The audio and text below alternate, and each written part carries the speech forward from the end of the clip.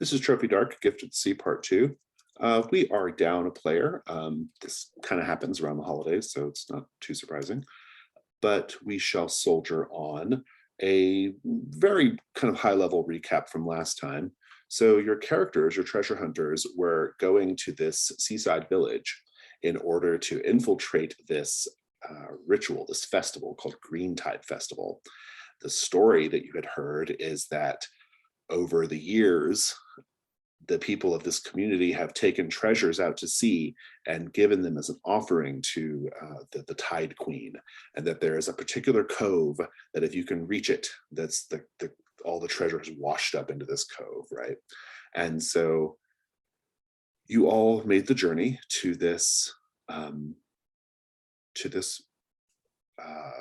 village, and you encountered an old fisherman who has claimed he can help you reach the cove.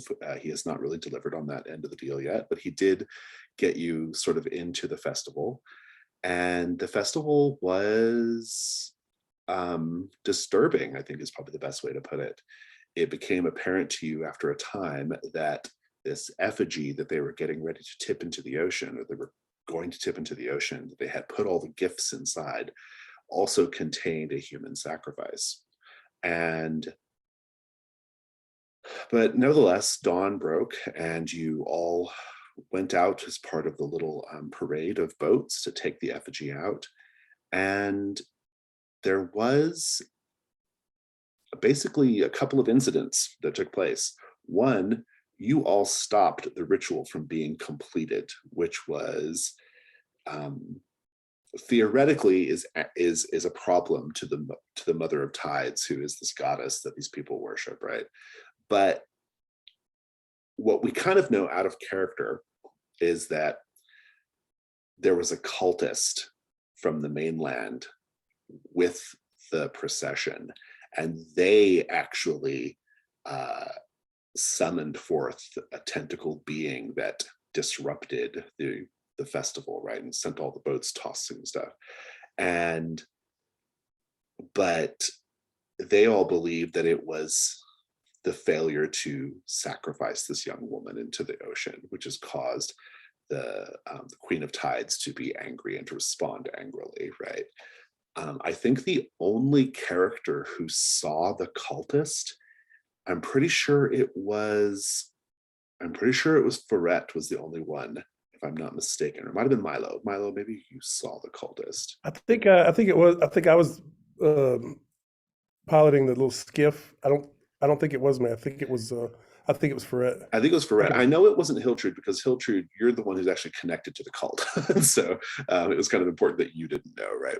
So in any case, the two of you don't know about the presence of this cultist, like in the ceremony, right? So for all you know, it might be this Tide Queen that did this, right? You all reached the island. There was a storm rolling in, and there was a need to take shelter. A few things happened on before that, but basically there's a storm rolling in.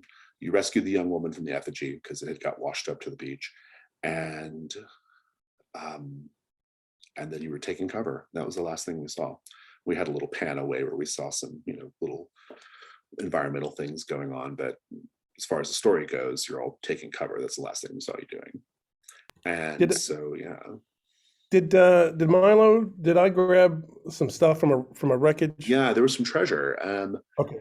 I thought it was like food or wine. It was different things. I'll read it back to you.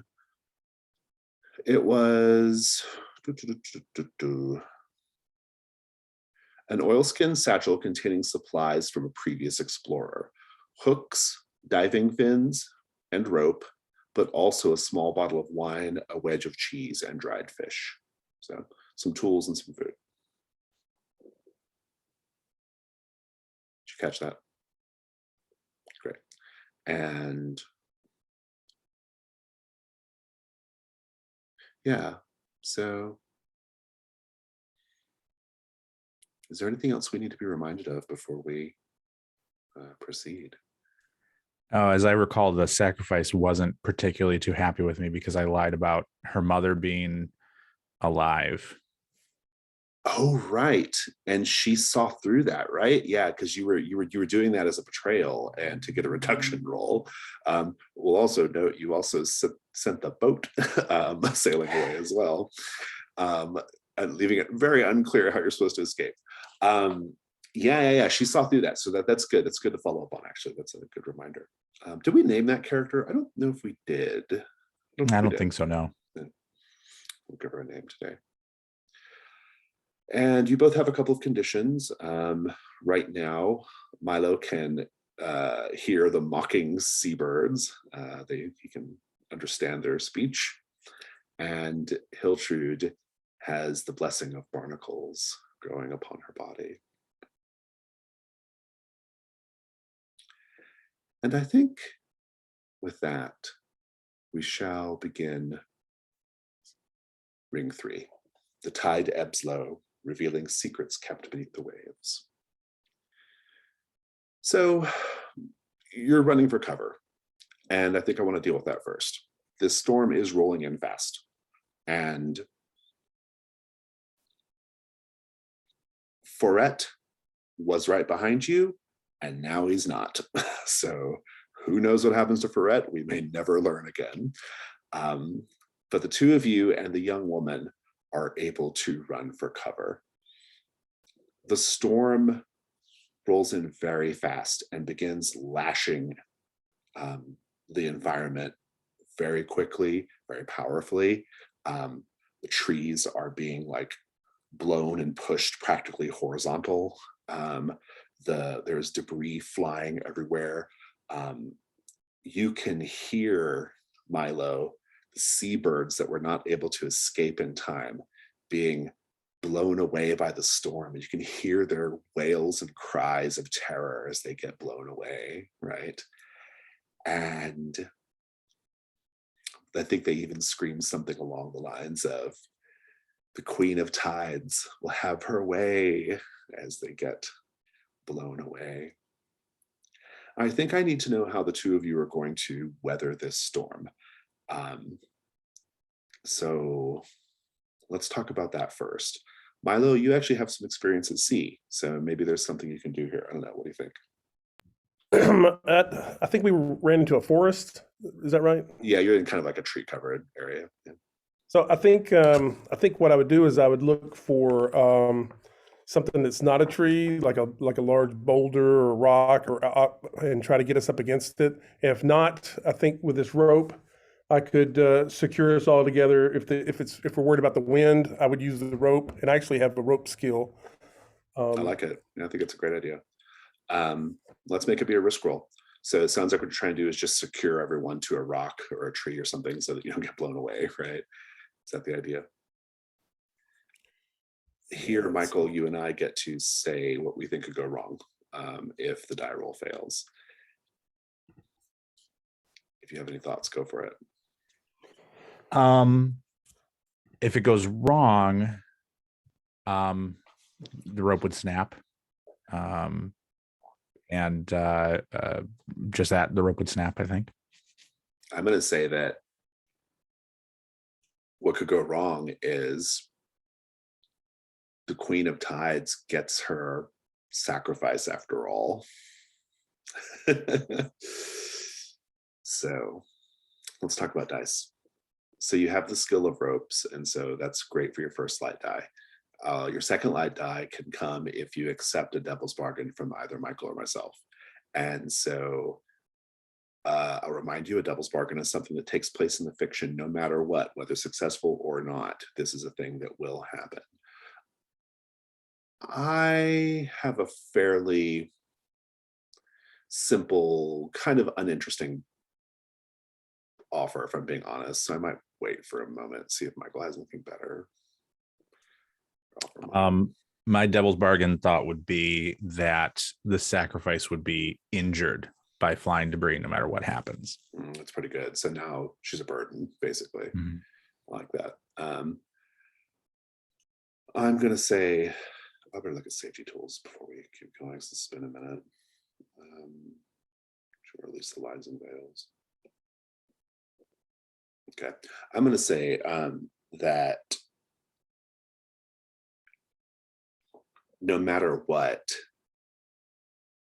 an angry, storm-blown creature is in your midst. Two great choices, Daniel. What do you think?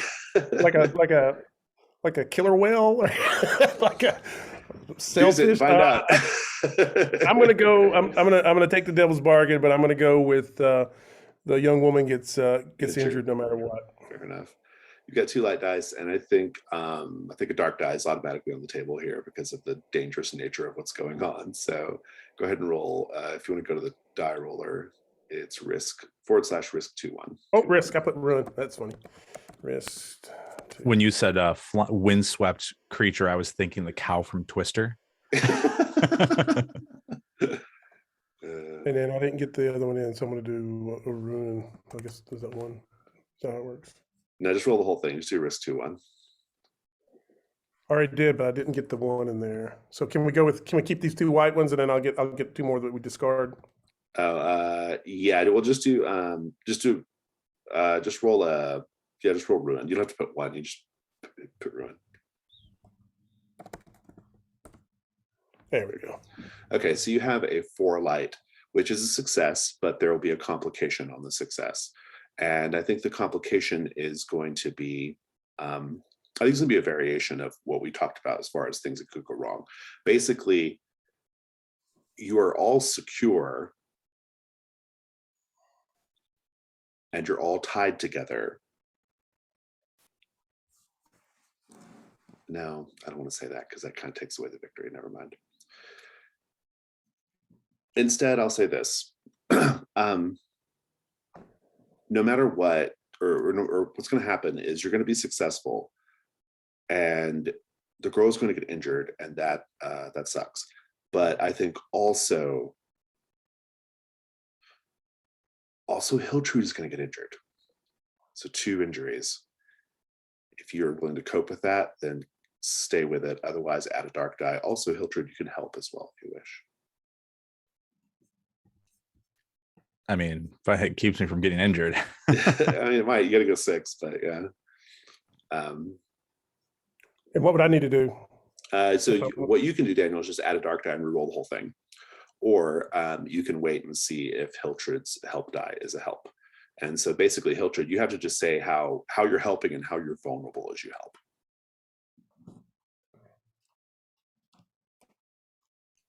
help. Helping to so we're all tied. She got injured. How am I helping? Oh, no one's injured yet. This is before anything happens. This is like okay. This is like while Milo is trying to tie you all. Gotcha. Do I choose one of my skills and roll with that? Is that what you're? No, you just tell me how you're in the fiction, how you're vulnerable, and then you're going to roll /weak to get a die, and if that die gets added to the result. But if it matches the dark die, then your ruin goes up. So. Okay, I don't think we've done this yet. So vulnerable, how I'm vulnerable? Yeah, like in the scene, like how are you endangering yourself, basically, to help out? Gotcha. I would say that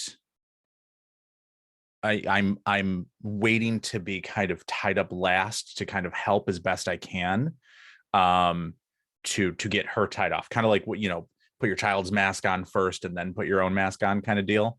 And probably something goes wrong there if it does. I like that. So roll /weak for now, just to get a die, and you got a 5. It's the same result ultimately, but your ruin doesn't go up, so nothing really changes here. You can, if you wish, at this point, Daniel, add a dark die to roll the whole thing, trying to get a 6 on one of these dice. And so then I would do risk /risk 2. Yep.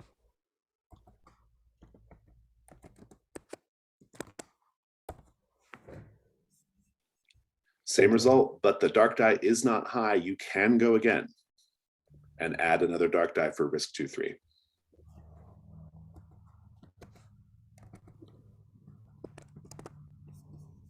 This storm shall not have you, I shout as I tie her.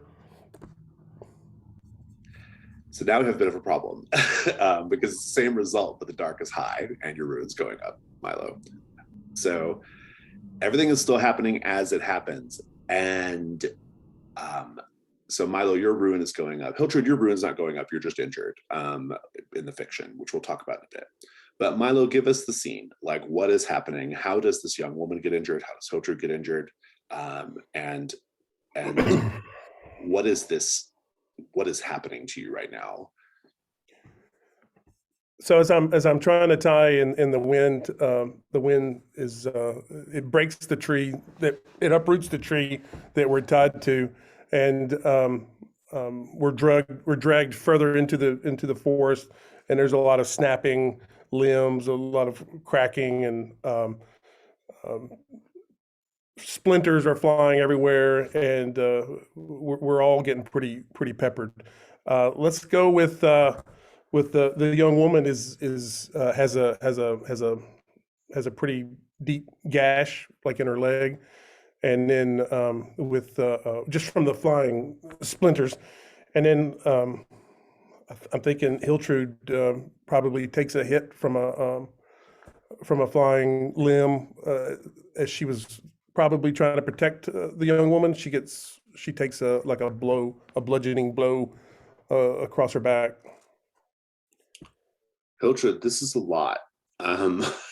You are your head is probably ringing from taking this blow. This is just a lot of crap. I think something that you all talked about last session during debrief is how your characters thought this was going to be just an easy, like kind of quick treasure grab kind of situation, right? Essentially going out to this island and dipping your arms in and grabbing treasure, right, that is collected there. This is turning out to be a lot of freaking trouble. And I'm curious, Hiltrud, I think it's important to talk about why you're going through all this trouble. Remind us, or perhaps tell us for the first time, why is it so important for you to prove the king's true nature? What is this about? Oh, I thought you were going to ask why it's so much trouble to protect the sacrifice. Maybe they're connected. I don't know.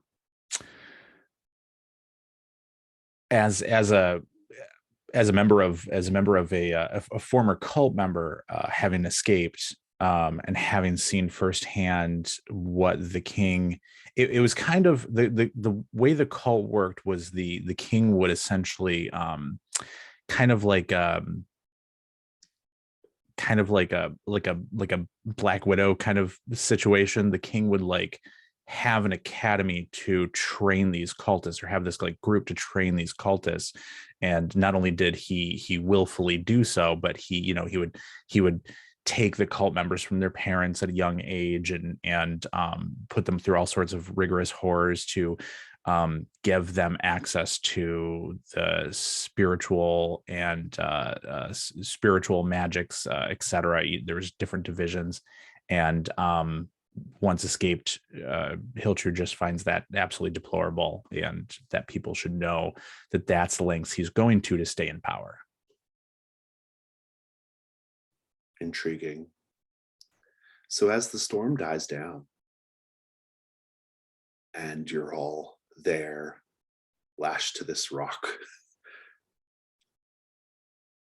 and there's that very right after a storm, it's this very kind of heavy wetness in the air, like a really strong sense of dampness and ether in the air. You see someone about 100 paces away, creeping about in the woods, wearing the robes of your former order, recognizable as the robes of your former order. I don't think most people would recognize it, but you do, right? What's the recognizable mark? How do you know? There is, the robes are like a deep purple with golden filigree kind of around the edges of the hood as it comes up and then goes around the top, and it hangs very deep over the face so that you can't see it. And that's a very unique style for the cult. But they also wear a large brooch with poison rat on it, like a greenish, like a rat with like green emerald eyes on the brooch. And say again, what does the king do with the cult? Just one more time, so I make sure I've got it down. He's the one that he uses them to kind of influence and change, maintain power, influence and change his enemies, as well as influence and change his people, the people that serve under him. Magically, right? Like using Magically, sorcery? Yeah. using psychic powers, mediums, Okay. and magical means. Okay, yeah, so that's good. It's not good, but it's interesting. So what do you do when you see this person wearing the robes of your former order on this island? And they clearly have just ridden out the storm themselves, and they are kind of like, you can see them like kind of dusting off like bits of, wood and debris. What do you do? I'm torn, because I part of me wants to approach them, but another part of me wants to kind of lay low. The young woman, who is kind of hissing in pain because of her cut leg, she sees you seeing that person, and she says, I see a glint of recognition in your eyes. Are you going to lie to us all about who that person is? Hiltrud responds, I try my best to be as truthful as possible. Has Milo noticed yet the person, or myself looking at the person, or you're all pretty close by, so possibly, yeah. Milo, what do you think? I don't know if we saw them, but I don't know if we saw them in the procession, the procession of boats, or did we? Or if it was just, if we didn't, I would think that they're an inhabitant of this island. Yeah, maybe only Foret saw them in the procession. Okay, right? So then I would assume that there's like a monastery around here that we didn't know about, and that might be somebody from the monastery, which might be good to help this to help with this injury. Is what I say. I say I don't think they've yet noticed us. Let's attempt to flank them. I feel like, okay, let me put it this way. I feel like they could be a threat, and I'm very concerned, and I think it's best that we find out more information. But I don't think it's best we should approach them. I'll go this way around the dune. If the two of you maybe want to go that way, and see, maybe we can find out some more information, or lay low, or cut them off at the pass. But here in the open, we're kind of visible and vulnerable, and I think we should just lightly split for information's sake and safety. And you don't think that's a monk, which we could use right now? In royal purple robes, I don't believe so. Yeah, they're usually pretty, pretty rustic. That's an expensive dye. Yeah, I would say. I'm concerned. I'll drag the woman and help her up and help her walk, and we'll try to go further through the shattered forest. And I'm looking if I can find some stick to help her sure, walk. Yeah. I mean, I think it'll just be kind of slow going, but you can help her. It's fine. And I say I'll also create a distraction to give you time. And I kind of hobble. I kind of limp away with my injuries. But as I do so, as soon as I'm far enough away to kind of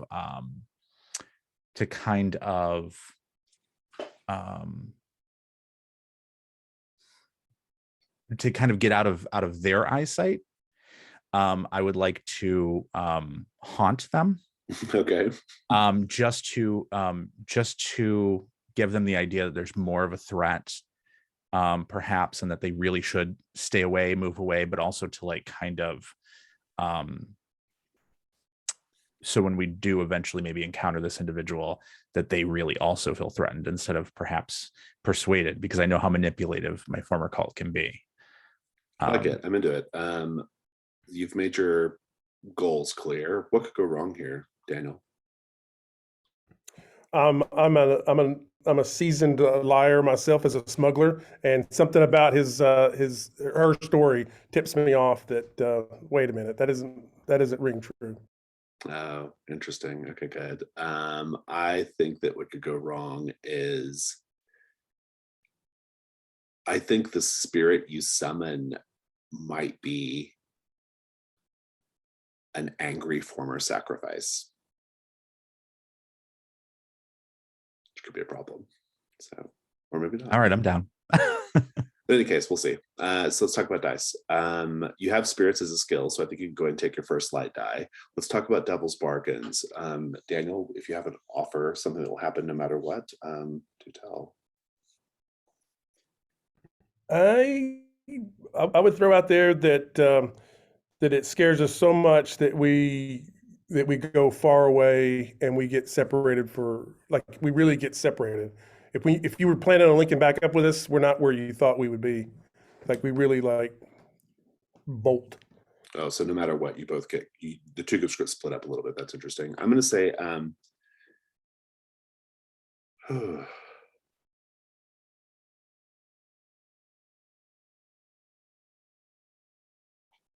going to say no matter what, the cultist reveals a secret to the haunt, to the ghost. Do I get to decide what the secret is, or do you? Me. Okay, cool. I'll take that one. Okay. You got 2 light, and you have to do a dark because of the rituals, so roll risk 2-1. Okay.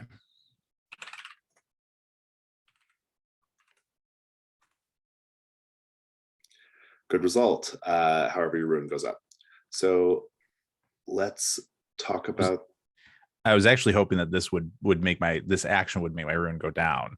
Oh, as a reduction. As a reduction, because I'm screwing with them as well, my own people. That the haunt is also against them. Oh, that's interesting. Oh, yeah. That is very interesting.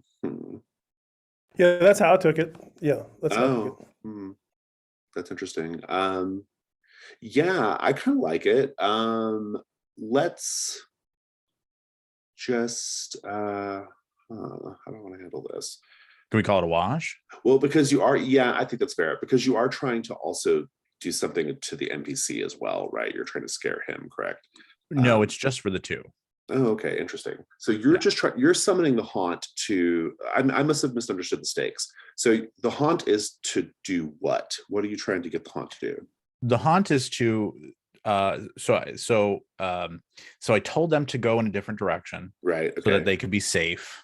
The haunt is to keep them far away, or to make them think that the cultist is the one I'm manipulating them. Okay, I totally misunderstood that. My apologies. That's a reduction roll. That is not a risk roll. So go ahead and just roll reduction.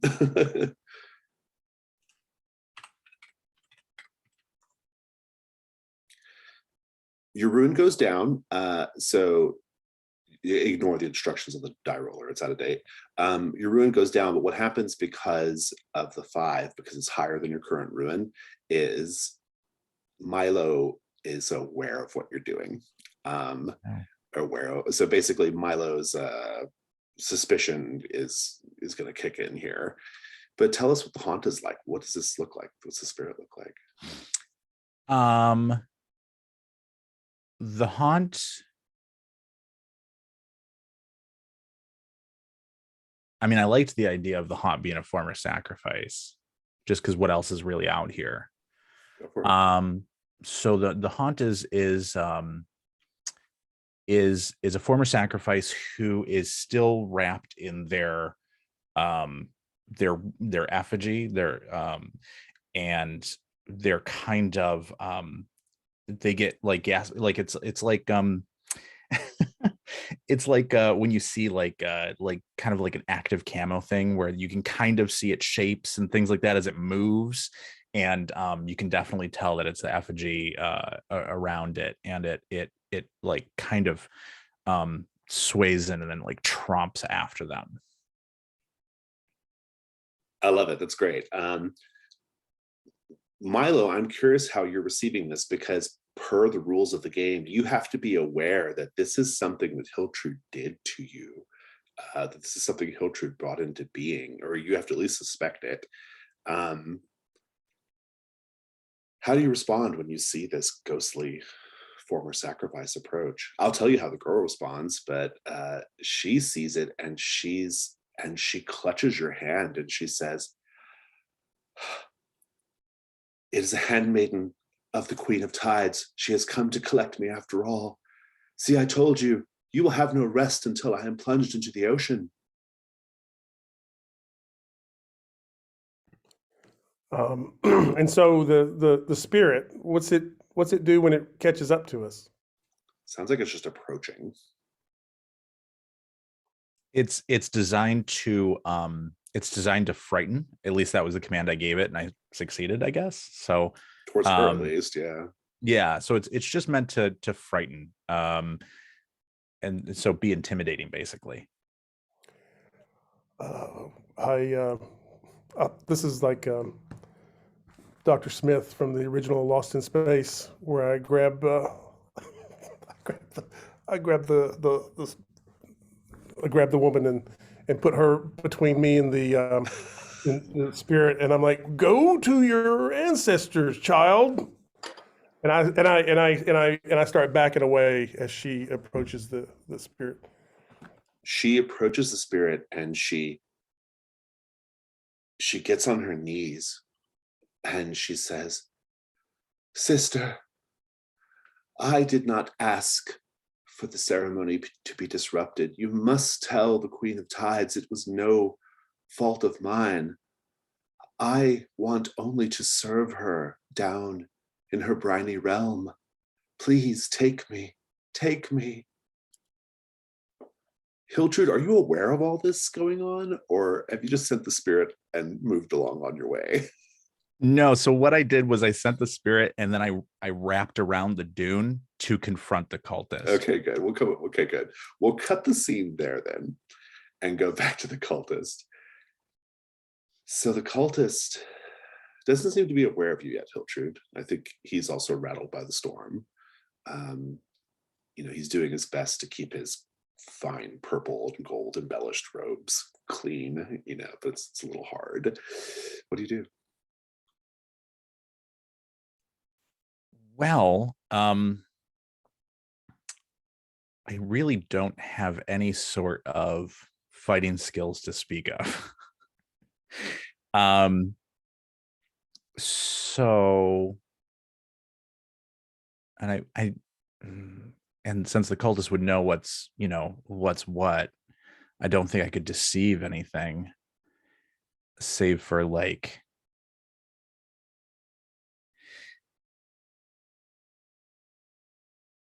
I'm gonna make up some BS about, okay, so I'm gonna approach the cultist, and straight up on equal terms, I'm gonna approach the cultist and I'm gonna say,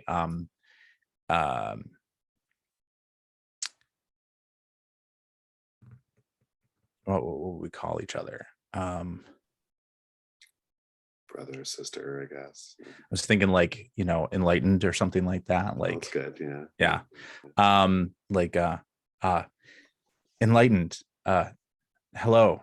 It is a surprise to see you here. He turns and says, "You use the honorifics of my order. Tell me, are you also here seeking an audience with the Queen?" I guess now I could use deception. Yes, among other things, I come to commune with the spirits. If you're not familiar, I am from the medium chapter of of our organization. He says, well, I suppose then the elders of our order certainly do have matters in hand. I did not know there was going to be another here seeking out the Queen of Tides, though I suppose I'm glad of it. I apologize because you must have been tossed about by the creature from below that I called forth. No worries whatsoever. I'm used to, familiar with. Have no concern. Well, we have plenty of day left. I fear I must take a bit of rest now that the storm is past. I'm told that the watery realm of the Queen of Tides is inhospitable, and it would be best to gain our strength. As I am familiar as well, may I recommend? I have spoken to some locals. This would probably be, I don't know where I would roll the deception, but I've spoken with locals before setting off on this particular errand, and there is a lovely area for an encampment on the far end of the island. While you're saying all this nonsense, you hear that old fisherman Oh no. coming up from somewhere up from the beach, maybe. He says, there you are. Ah, thank goodness you weren't taken by the storm. Well, I'm here to take you to the cove so that you can find all the treasures that have been dropped down by revelers past. Is this a new friend of yours? Another treasure seeker? I And the immediately cultist says, treasures. I stand up very straight and I say, yes. The idol of the maiden that we're seeking, of course. Here's where I think the risk roll comes in. Okay. We'll come back to it though. We'll come back to it in a Okay. moment. I want to check in with Milo and the young woman who is now prostrate before this spirit, this effigy spirit.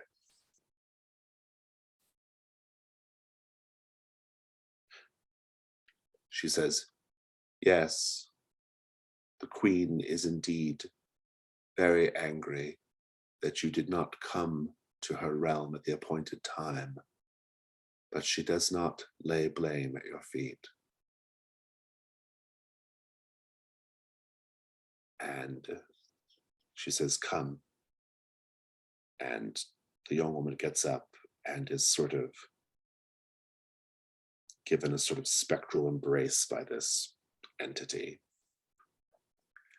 And the entity looks up at you, Milo, and says, it would be very foolish indeed to try to make away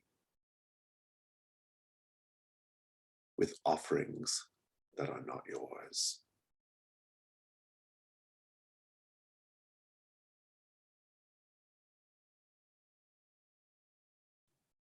That's to Milo. You've convinced me. I shall heed your warning. And the girl and the ghost, they walk off. How are you feeling though? Because you have to have some sort of inkling that this was Hiltrude's work. Do you think that maybe Hiltrude is trying to dissuade you from seeking out the treasure yourself? Right. So if we've traveled and we've been companions, I know that this is Hiltrude's specialty, summoning haunts and talking with spirits. So for all I know, the spirit is just like a puppet, right? That's doing what Hiltrude said. But also, so I can partition this off and say there could be that. But also, I'm pretty sure that the Queen beneath the waves is more interested in the offerings of the the village when we have lots more treasure from sunken ships that we might be able to find that spilled on that were gutted by the lighthouse under the sea. So I'm thinking I'll just try to pick and choose. If it's something like that I can tell is crafted by the village, I'll stay away from that. Like even if it's Yeah, fair tempting, enough. and I will stick towards more industrial grade treasure. But but so your question is this does make me suspicious that that Hiltrude is trying to do some kind of maybe a backstab so that the treasure's all theirs. Yeah, we'll see. Exhaustion will set in, Milo, because you've just endured this quite strenuous storm. Your ruin went up, presumably because you also got battered in the storm a little bit. But we'll come back to that in a moment. Hiltrude, you're going to have to convince this cultist because of this inconvenient fisherman that you are not here just purloining bubbles. So what do you do? As I stated earlier, I said the idol of the maiden is what my people seek. Thank you, kind fisherman, again for reminding me of my task, and to you, enlightened for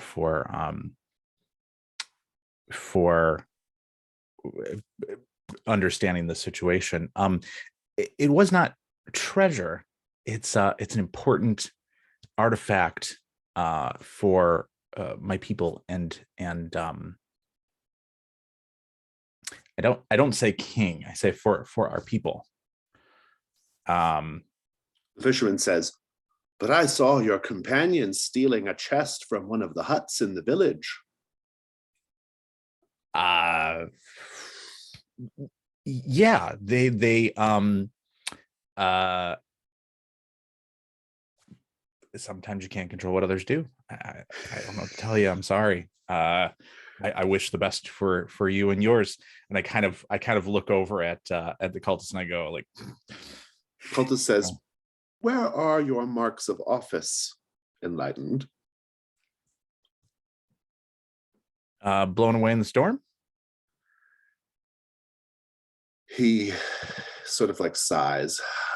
I had to fit in. I had to take my robes off to fit in, and they blew away. We capsized the boat. I don't need to roll here, but he does say, "I think it is probably best if you take stock of the path you are on, enlightened, and make haste to get back onto the correct path if you find yourself not currently on it.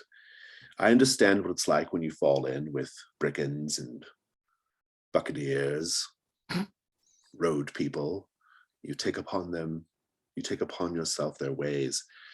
I understand this very much, but I think you should pray before you sleep. Pray and seek guidance." That is an excellent suggestion. I have not communed in a while. Thank you so much.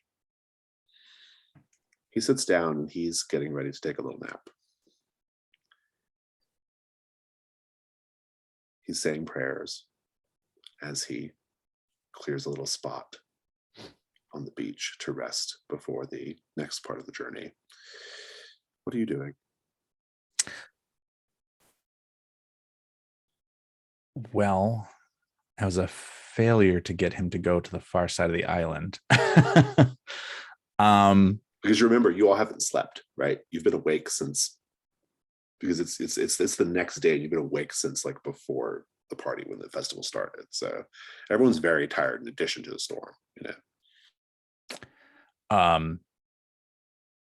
I tell him, if you'll excuse me for my leave, I'm going to find my assistants that I have parted ways with. And I look to the fisherman. I say, if you would kindly come with me, And I kind of hurry, pat him on the back, and To find the other treasure hunters, eh? I'm, we'll discuss that term you keep using as we walk. And he goes with you. Lordy. You can all meet back up if you wish at this point. We can just have that scene. What's that?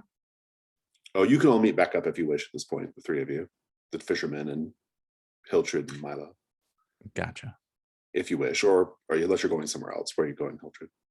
No, we'll go back to I'll take him back to Milo and who I think is still there, the sacrifice, and to make a camp because I am starting to feel achy. My mind isn't quite there because I am You got hit on the head. You have not had Yeah. any sleep. You've just gone through this storm. Yeah, you're all been beaten around quite a bit. Yeah. I'm not deceiving with the best of my abilities. I return and I say, friend, not a threat. Oh, I wouldn't be so sure about that. I mean, what? I said, oh, I wouldn't be so sure about that. Where's the woman? Yeah, things got a little weird. We had a spirit spring upon us, and it seemed familiar. It's like I've seen one of these spirits before. The way that it haunted us, and but she took the girl. The spirit took the girl. So she was only supposed to keep you occupied while I scouted. I'm so sorry. Well, I kind of think she wanted to go, but you could have also said, "Hey, Milo, I need to go do something. Take this girl, and we'll meet back up later." There's no need to use rituals on friends. Noted. No apologies, just noted. Look who I found. Wow. Fisherman says, well, I'm happy to meet you again. It has been a long night and morning. I barely survived. Yeah, how did you do that? Well, it was difficult. My boat capsized, sank. I very nearly drowned. But fortunately, I saw the boat that you were all in floating toward me, having not been secured, and I scrambled onto it. I thought, how lucky that you are all such bad seamen that you would let your boat float out into the water. Fortuitous. Where would be the boat at this point now? What did you do with our boat? It is in a secret place.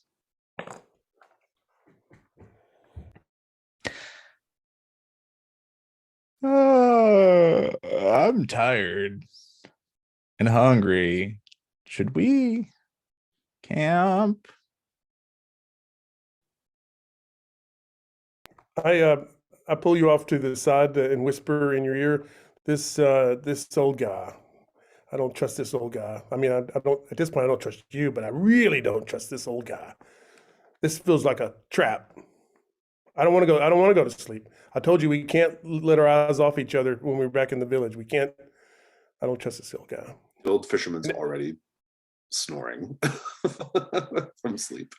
I don't know. He looks pretty harmless to me. Plus, you got to be tired. Aren't the birds still talking to you?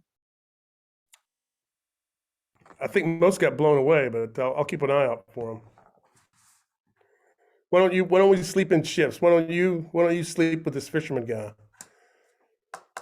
And I'll keep an eye out, and then I'll wake you up in a few hours. I'd have to assume by this point that the cultist is not really a threat. I mean, clearly he's up to something, but I mean, I think he probably doesn't trust you so much, but he's giving you the benefit of the doubt that maybe you've been embedded with these brigands for too long, and so I don't think you completely snowed him, but I don't think he's, like, yeah. At the risk of hostile. giving ideas, I don't know if we're in a race necessarily with him, because if we slept in shifts, Doesn't seem certainly like he it. would be there before we would. He's not after the treasure. So Right. I mean, like, you're not like, there's no competition with him at all. Okay, fair enough. Yeah, I shifts sounds great. And I immediately lay down and pass out. During my shift, I'm going to secure the rope, and I'm going to look around just in this area for anything that we could use from the debris. That's what I'll do. Let's talk about sleeping.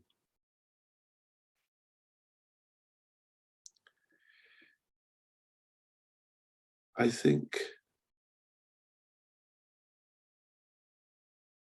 Hiltrud, you're going to dream. You're going to dream and receive a vision of the Tide Queen.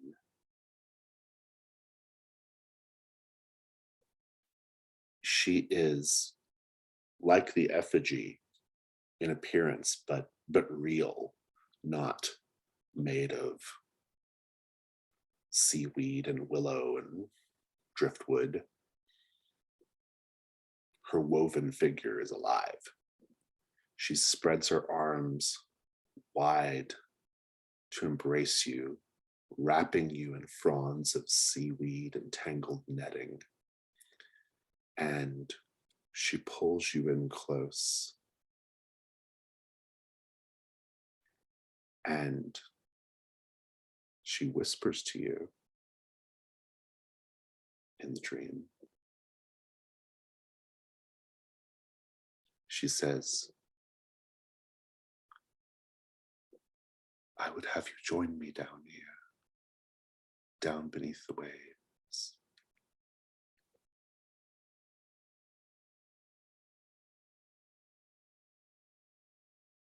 What do you say in the dream?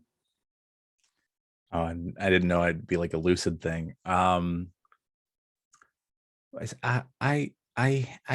have a home. Thank you. No, thank you. There. Do not stir yourself. It is difficult at first to understand the bounty of my realm. But I do want to share it with you, as I share it with everyone in my court.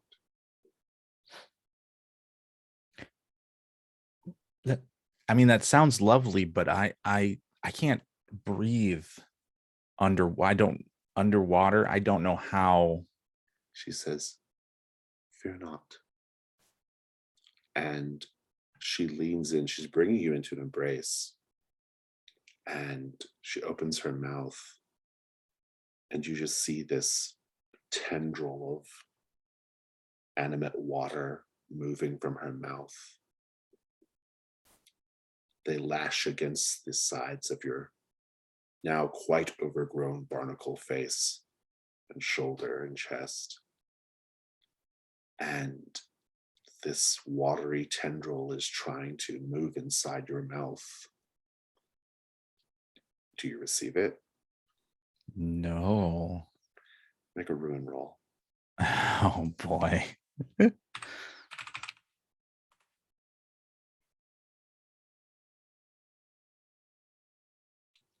Did you got a 5? At a 5, yeah. So your ruin's going up. Oh no. I I'm curious how you're feeling right now. I mean, I personally have seen this movie and I don't like it. Um, uh, sh- she's very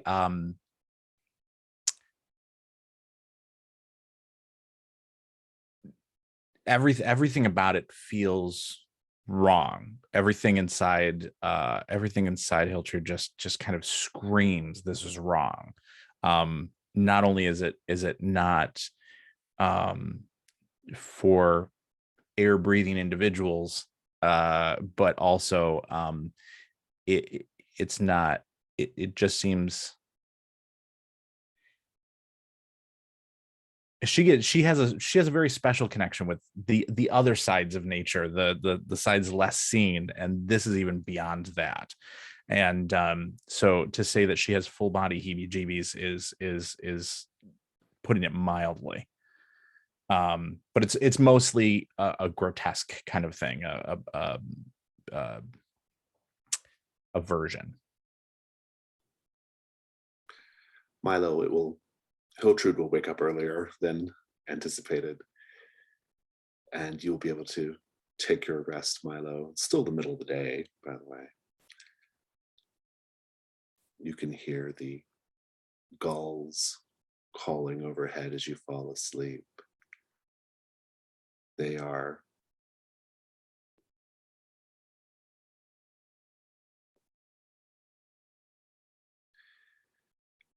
they're taunting you as they've been doing, but as your eyelids get heavy, they sort of become more like the sounds of seagulls.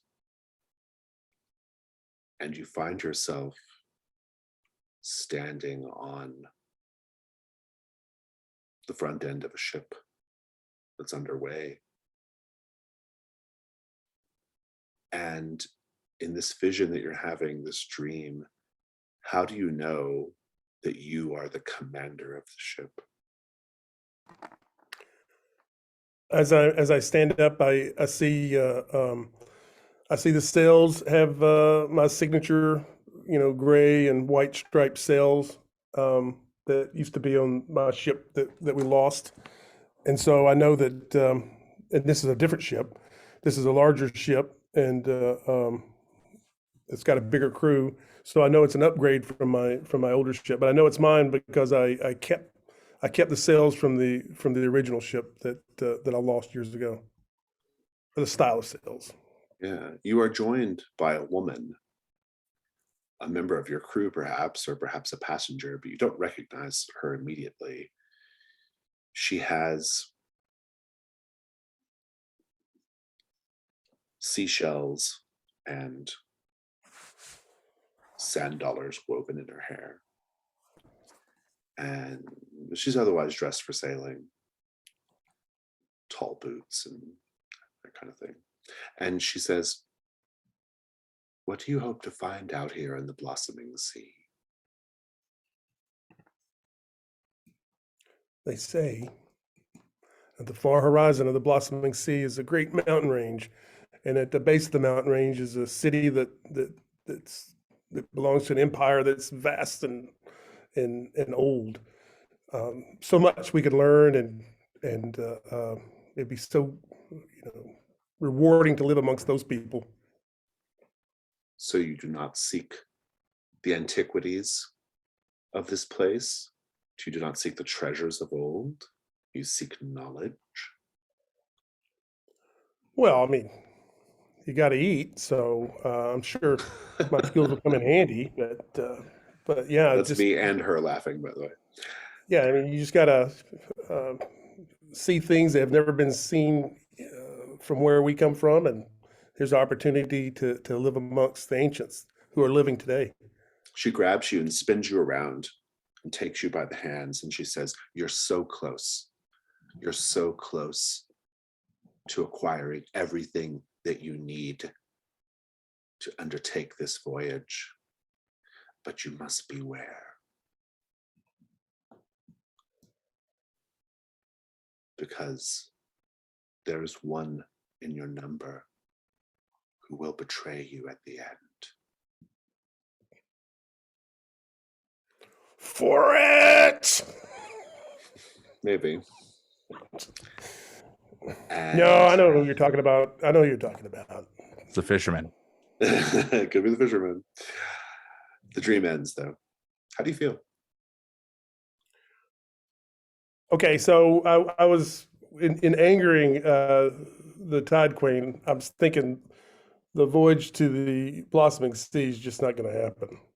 Even if I fund the expedition, the Tide Queen will send us, to a watery grave or to some other realm. So I was starting to think the whole thing is doomed. But you still use the treasure for other things.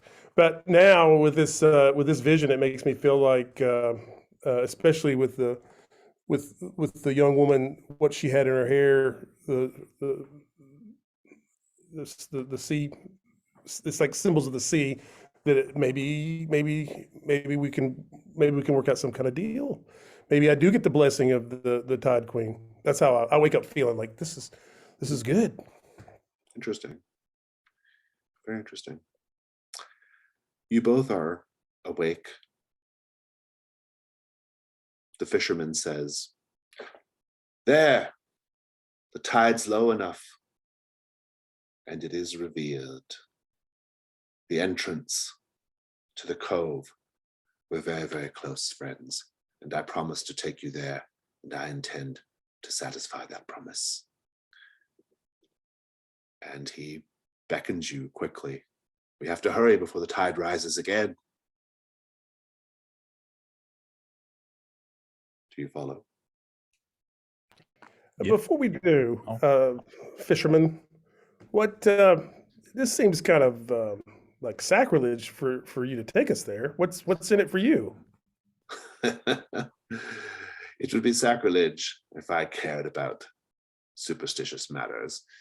And the things I've seen, perhaps I should care about such matters. But I am old. I am old, and I am tired of thin gruel. I am tired of bony fish. I am tired of holes in my boots. I wish to at least spend the remainder of my years in some manner of comfort. So even the tiniest fraction of what you hope to find given over to me for my services would be enough. Old man, that's my motto. Let's go. The entrance to the cove is a tall, narrow cleft in the rock. The water rises and falls gently, inviting easy passage for you to wade deeper. The cave walls are lined with brilliant starfish and bright-shelled snails. Beneath the water, anemones of vibrant purple and green wave gently as iridescent fish flit among their fronds like tiny jewels. The majesty of the sea is on display, hinting at greater treasures waiting below the surface.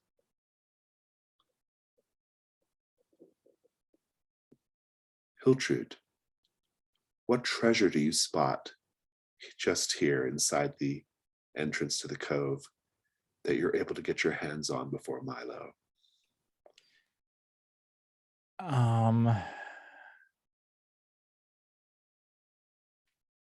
Well, even though my overall treasure is kind of more of an idea, I would think that seeing glistening doubloons, just under, stuck in the sand and just under the water, I would easily scoop those up, and then just if noticed, just be like, oh, I'm just rinsing my hands. Just make a reduction roll.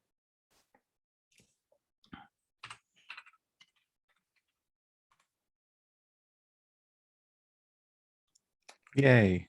Your ruin goes down and Milo's none the wiser. So passes ring 3. Let's take a 5-minute break and we'll do ring 4.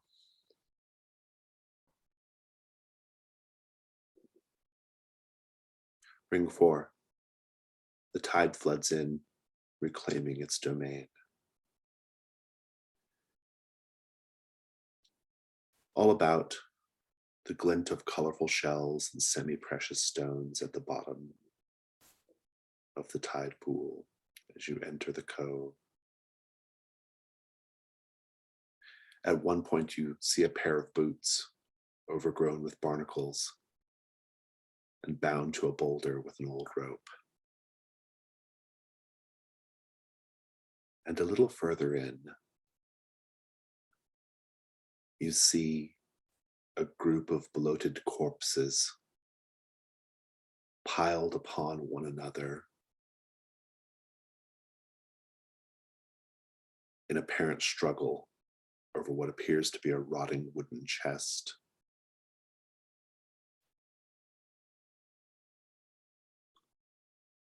The whole menagerie, or the whole sort of, not menagerie, the whole tableau just sort of floating in the low water. I'd like for you both to take a ruin roll right now.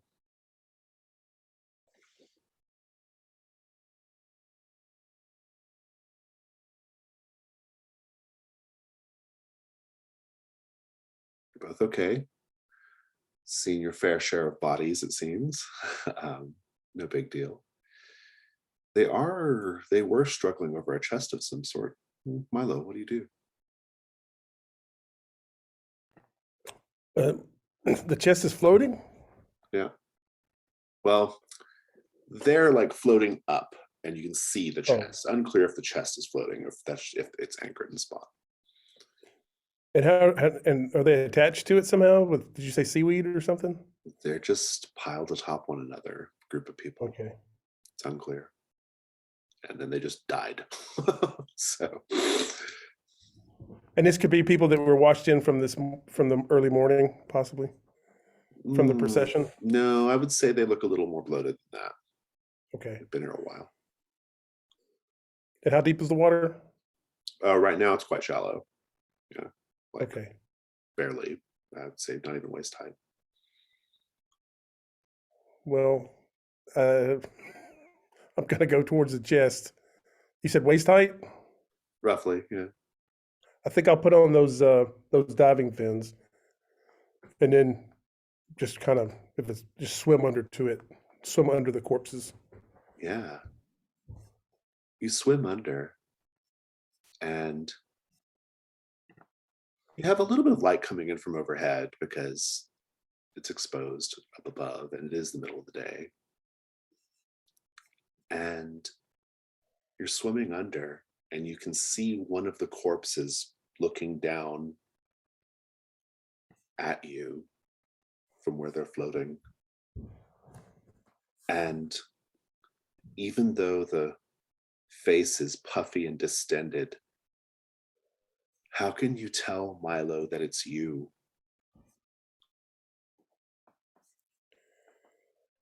I have like long gray hair and like and mutton chops, like kind of distinctive mutton chops, and this corpse has the same kind of sailor's mutton chops.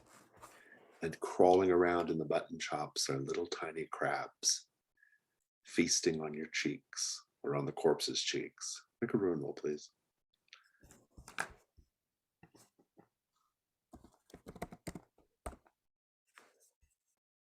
Holding it together, only a 1. How do you feel upon seeing this? Is it just your imagination or what? Well, okay, so I kind of I shove off from it. I shove off from I don't get the chance. I push back with the fins, and I don't know if this is another haunting of Hiltrude or but when I come up I immediately look towards Hiltrude to see what she's doing. Hiltrude? Do you come up with a chest? No, it's too heavy. Oh.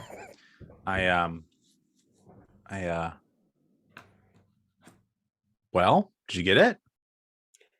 There's those bodies. There's a body there that's me, or it appears to be me. I think it's me. I'm pretty sure it's me. Did it talk to you too? You hear voices overhead from the sky. It's you, it's you, it's you, it's you. Yeah, it's me. So the ocean air might be getting to you, buddy. It just seems like it's this is kind of like your kind of spiritual haunting type.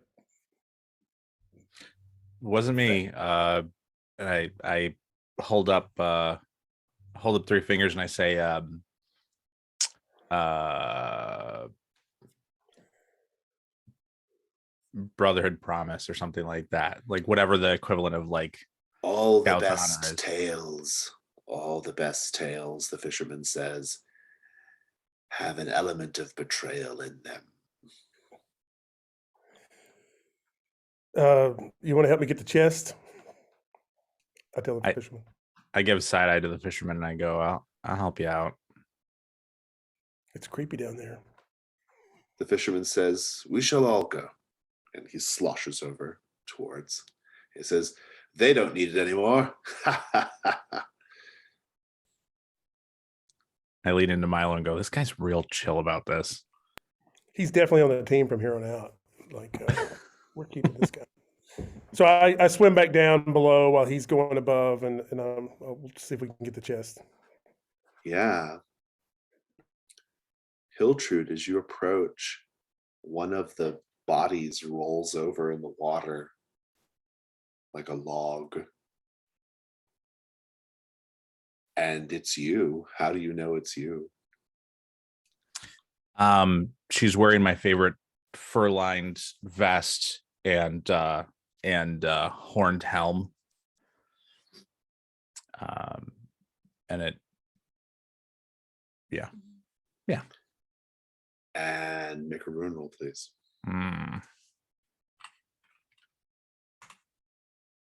Yay. You're going up. How's it Going make you up. feel? I immediately I know this can't be real, and I shake it off as such. I know this can't be real, but it still gets to me. It still gets to my core. And I can't help but to feel like this isn't just me seeing me. This is me seeing me as I am now, but bloated and dead. And that, I think, is what sends me over the edge. Milo, you're seeing yourself. Hiltrude, you're seeing yourself. There's one more body on that chest and one more companion. What do you do?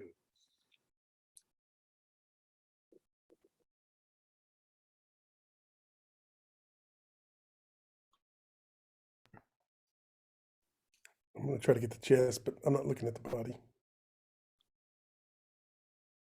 You go for the chest. And you can wrench it free. It practically falls open. It's so waterlogged and rotted. And inside, whatever is in there, it's all waterlogged and rusted away, covered in barnacles. The third body rolls over and floats toward you, Hiltrude, having been disturbed by Milo grabbing the chest. That third body floats toward you, and it has no features. It's just smooth, bloated, white flesh. No eyes, no mouth, no nose. Fingers that are melded together. A torso that is more like just a tube, a fleshy white tube without definition.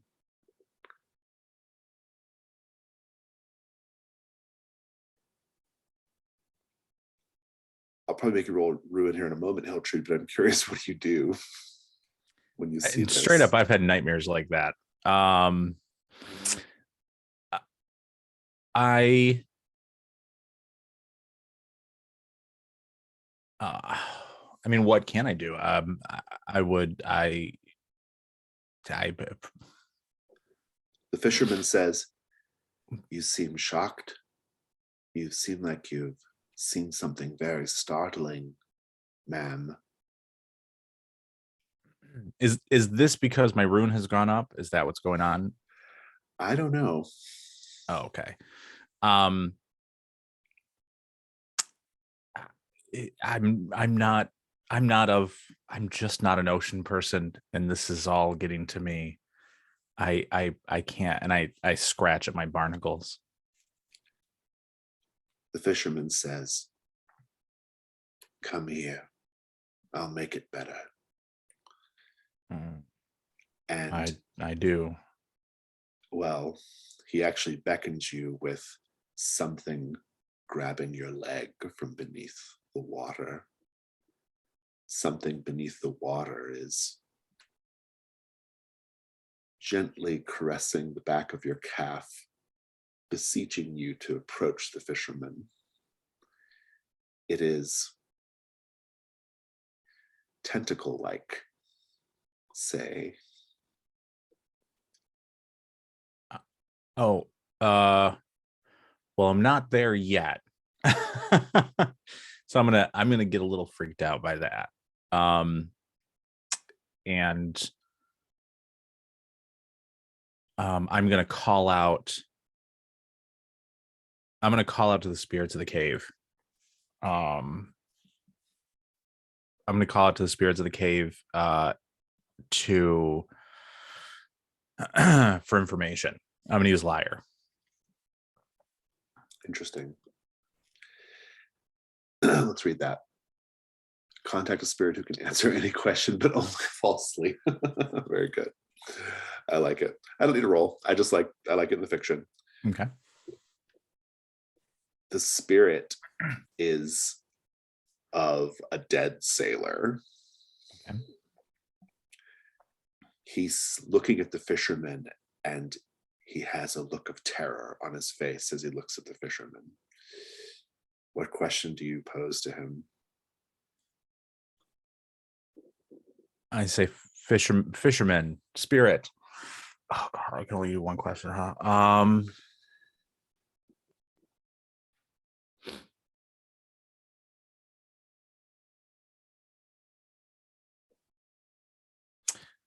I say, is spirit, is this fisherman of this mortal realm?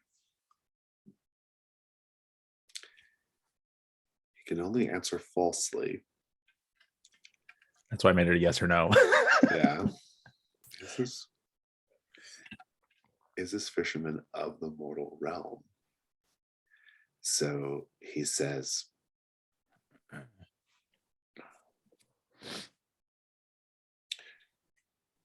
"No, the creature is dead like me. You are in its dreams. It is no danger to you. It is but a phantom."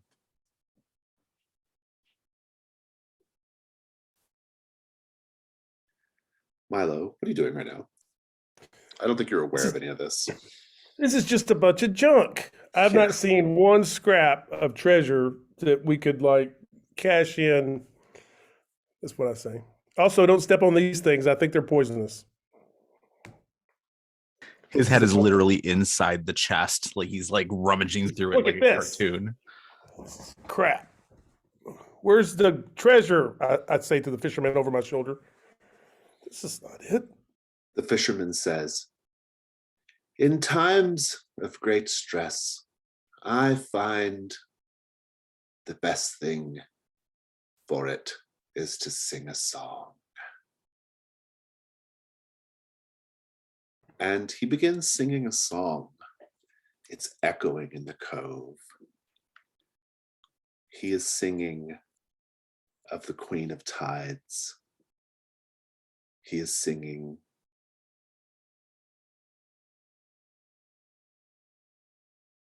of the old world. He is singing of the deep. And as he sings, two of you are being drawn underneath the rising water. Is it possible? Sorry, is it Go ahead. possible for me to interrupt? Because I was gonna say, like, before you had gotten into it, I was gonna say, like, Milo, don't listen. Like, cover your ears. Let's find another exit. You get a chance to escape, but this is what's Okay. happening.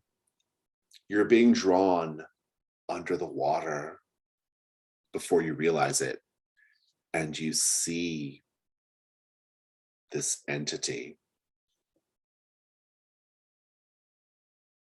beautiful in its way,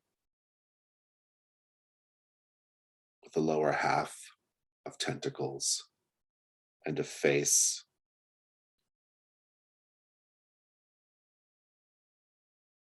that is very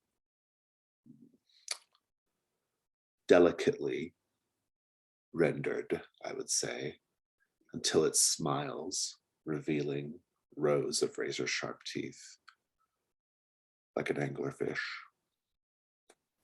And it sings, and it's drawing you in. And this is going to be your grave unless you escape right now. How do you do so? You both have to account for each other, for yourselves. Can I suggest? This sounds like a creature of the sea that Yes. Milo might be familiar with, like a siren or something like that? Exactly, yeah. So that's maybe he knows something we could do, or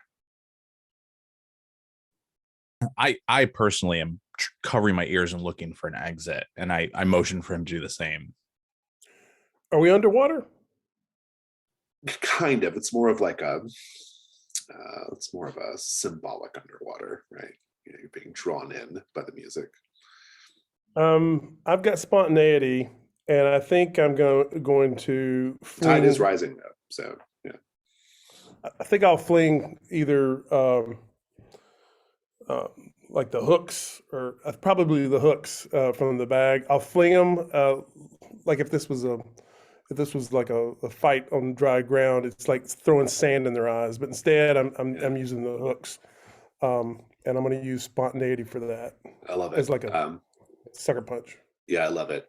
All you can do in Trip Dark is escape. You can never fight the creatures or you'll lose. Right.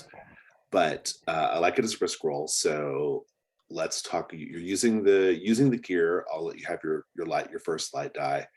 But we should first talk about what can happen if you fail. Any thoughts about what could happen here, Michael? You said it's a hook from the gear, like fishing hooks, There's or hooks. Yeah, I think it's a bunch of it said like the hooks, larger hooks. not like Maui. Is this the stuff that you collected from the beach? Yeah, it was a bag that had diving fins. It's hooks. Yeah, it's just hooks. Yeah, just like a bunch fishing of fish hooks. Yeah. Like big hooks, small hooks.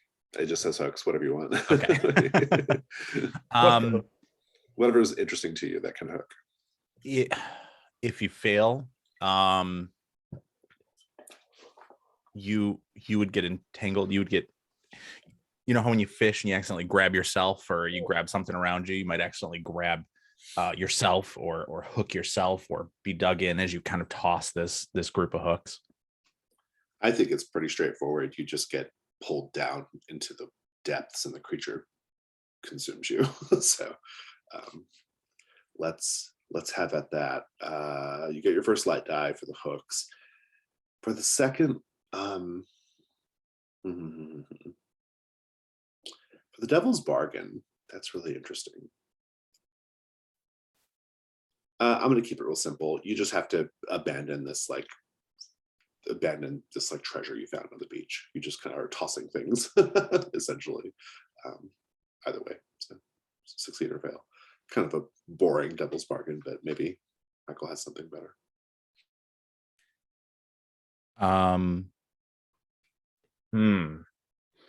Either way,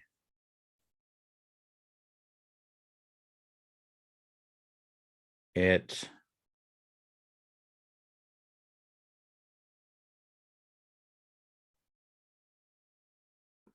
it disorients you to a point where perhaps you can't distinguish up from down, left from right, as you're kind of mentally drowning.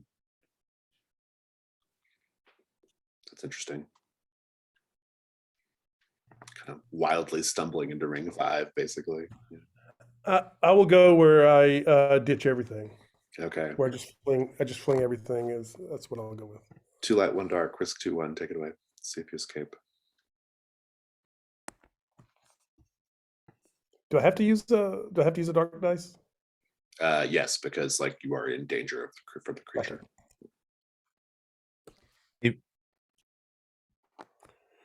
Okay. So you got a 4. Complication is going to be you succeed, you're going to get away. I think the complication is just going to be that you are just going to run right into more trouble, but you have to deal with it immediately thereafter. So if you're okay with that, you can let it ride. Otherwise, you can add dark die and try again. I'm good with more trouble. All right, let's go over to Hiltrude. How are you escaping, Hiltrude? Okay, I was hoping that he can get us both out, but yeah, you did say we have to do it individually. Out of this is a battle of wills. I'm straightforward battle of wills. So I'm going to do just that. I'm going to battle. I'm going to use my mental prowess and instilled in me by the occult, by the cult that I was in to fight. Yeah. And escape. I love it. You have the willpower skill. I think that's great. Daniel, what could go wrong if Hiltrude fares poorly here? How about the song is more the song is more magical than will, and so the song does not go away. Like you get away, but the song stays with you in your head. You keep hearing the song. I like that a lot. I'm into that, actually. I think that's pretty good. That might even be a good devil's bargain, to be honest. I will say that if you fail, I think you're just going to get destroyed by the creature, so you get consumed. Let's go ahead and get to those dice. So the devil's bargain is either way. The song's stuck with me. No one's offered anything yet. We were just talking about failures there. I do like what Daniel said as a devil's bargain, though. Like, no matter what, the song sticks with you. Daniel, I won't steal that from you if you want to offer it as a devil's bargain. But let me think. I like you it. have a better one. I was thinking about with the anglerfish angle that there's some kind of bioluminescent algae or bioluminescent spray, and that you get marked by this bioluminescence. So that's interesting. Another condition. I'm going to say that I'm going to kind of riff off what Daniel said about failure. And I'm going to say that no matter what, yeah, the song stays with you. I'm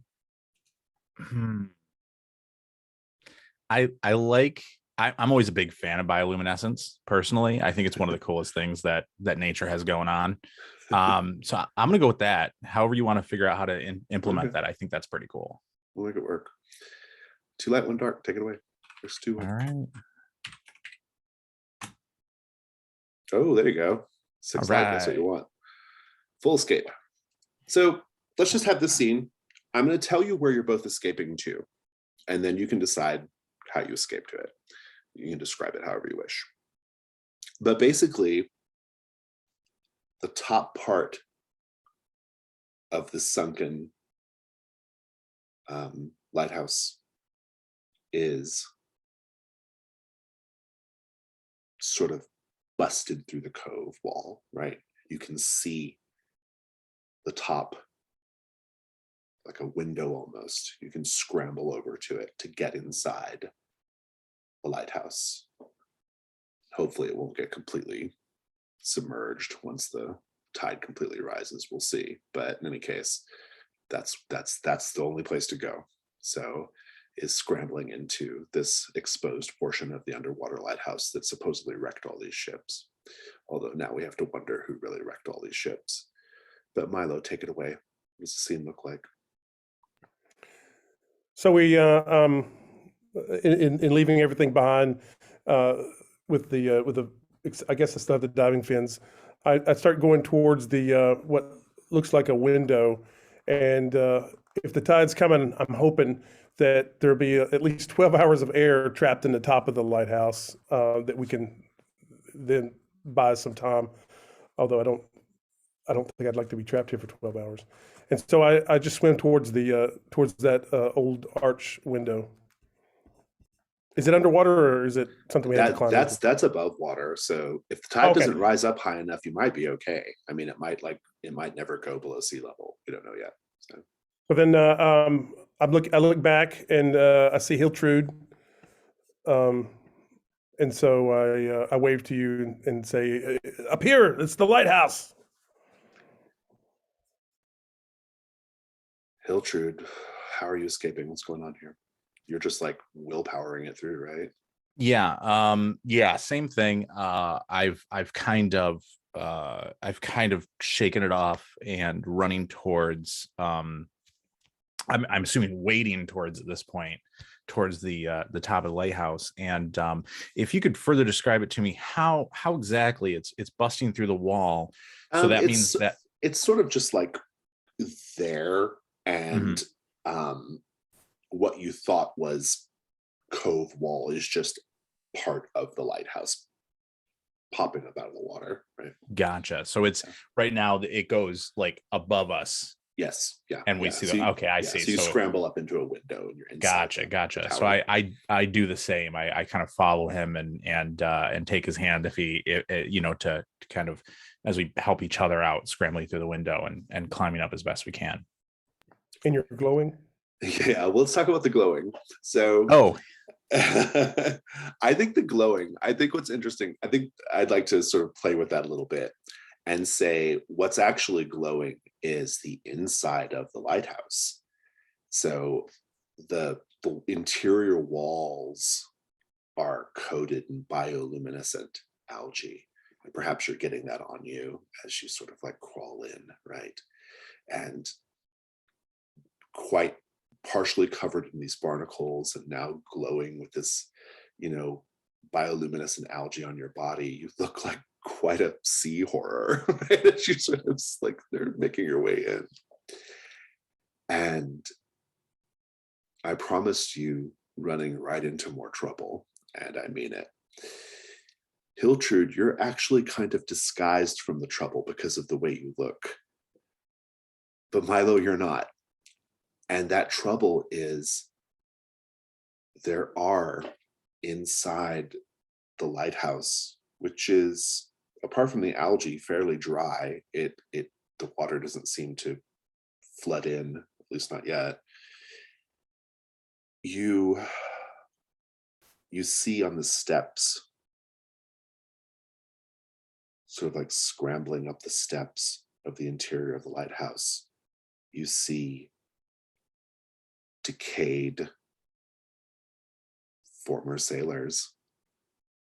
They look up at you, and they're a lot like, if you've ever watched the first Creepshow movie, like when the dad comes out of the ground, he's just so decayed. Like it's like zombie decay, but even worse. It's very close to skeletal, but with still bits of flesh hanging off. And they speak in this gurgling voice, like they're whatever's left of their lungs is permanently filled with seawater. And they just call out to you, Milo. And they say in their terrible voices, "We're here to join the expedition, Captain." But they, like, but it's this terrible, like, gurgling, ghostly sound that they make. It's not really a voice, but they're crawling up the steps. They're crawling toward you. Hiltrude, they take no mind of you at all. This is all for Milo. And it's because Hiltrude, you are more and more like part of the sea.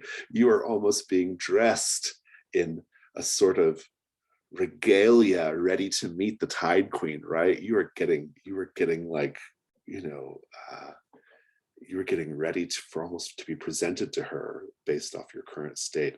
But Milo, your crew, your would-be crew is crawling up at you. There are at least half a dozen of them, maybe more. It's hard to tell. It's dark. What do you do? So can I go? They're coming from the below part From of the below, tower, right? yeah. Um, Got Siren on and one side, this on the other. okay, and so if I look to the if they're coming down when I look up to the top of the towards the top of the lighthouse, what's in that direction?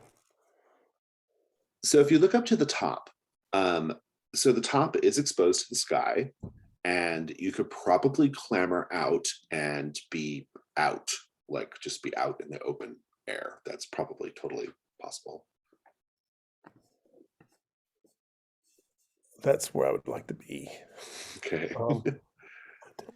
If I can, a quick question: do these creatures count as the horrors that we can't fight? Yes, everything counts as that, unless it's just a regular person. Okay, and then the other question I had was, up is not the way we want to go for treasure. Correct. Okay. You need to be going down. All right. Yeah. And just to put a finer point on this, what little bit of light is inside the lighthouse tower, you see down below glittering and gleaming at the base, the bottom of the tower. Now that we're inside looking down. Okay. Mm-hmm. I just don't think that I can dive past them. I don't see that. I don't see being able to get past them. Probably I'm not could have really- with diving flippers. What's that? Probably could have with diving It's not flippers. filled with water yet. That's the thing. Oh. It's actually like quite like empty right now. It seems like maybe the tide never reaches the top to penetrate it, to flood it. So Yeah, I'm gonna have to do some kind of zigzag or something. Lead them one way and hope that they follow me, and then roll back the other way. I'm not. So this isn't a vertical. The tower's not vertical. It's no, kind of it's at more like an angle. angle. Yeah. So I'm gonna try to do that. I'm gonna try to run at. I'll start going one way, and then I'm gonna try to go the other way. Run along the wall. I guess not the stairs. Kind of the wall. Yeah. Just dodge them I'm gonna basically. I'm gonna try to do that. If I can, and I apologize if I didn't understand the explanation. These are not embedded in the walls. These are they're just like crawling. Yeah, they're just crawling. there. Okay, just like and just skeletons. Dead but I bodies. can see them. You can see them. Yeah. Could I offer a ritual as a distraction, perhaps? Yeah, of course. Yeah. To help him as a help roll. Absolutely. Actually use my power for helping my compatriots this time. Yeah, absolutely. First of all, I want ruin rolls from both of you, just for this whole sequence that we've just experienced. So let's have a quick ruin roll from both of you. This counts for both the skeletons and the siren. Cool. Both going up, and it's fair. You've had a rough time. I like this, Milo. I mean, it's literally just pushing past them, essentially, just trying to get past them. Use the sort of like tilted nature of the lighthouse to sort of like use the walls to, and not have to necessarily go on the stairs. I think that's great. Risk roll. That sounds great to me. As far as what could go wrong, I think it's really just going to come down to like you're just going to be overwhelmed by these creatures. And so let's talk about devil's bargains, which I think is probably the more interesting thing here. Let's talk about your first die, first of all. Do you have a relevant skill, Milo? Oh, dexterity, of course you do. So you have one light die.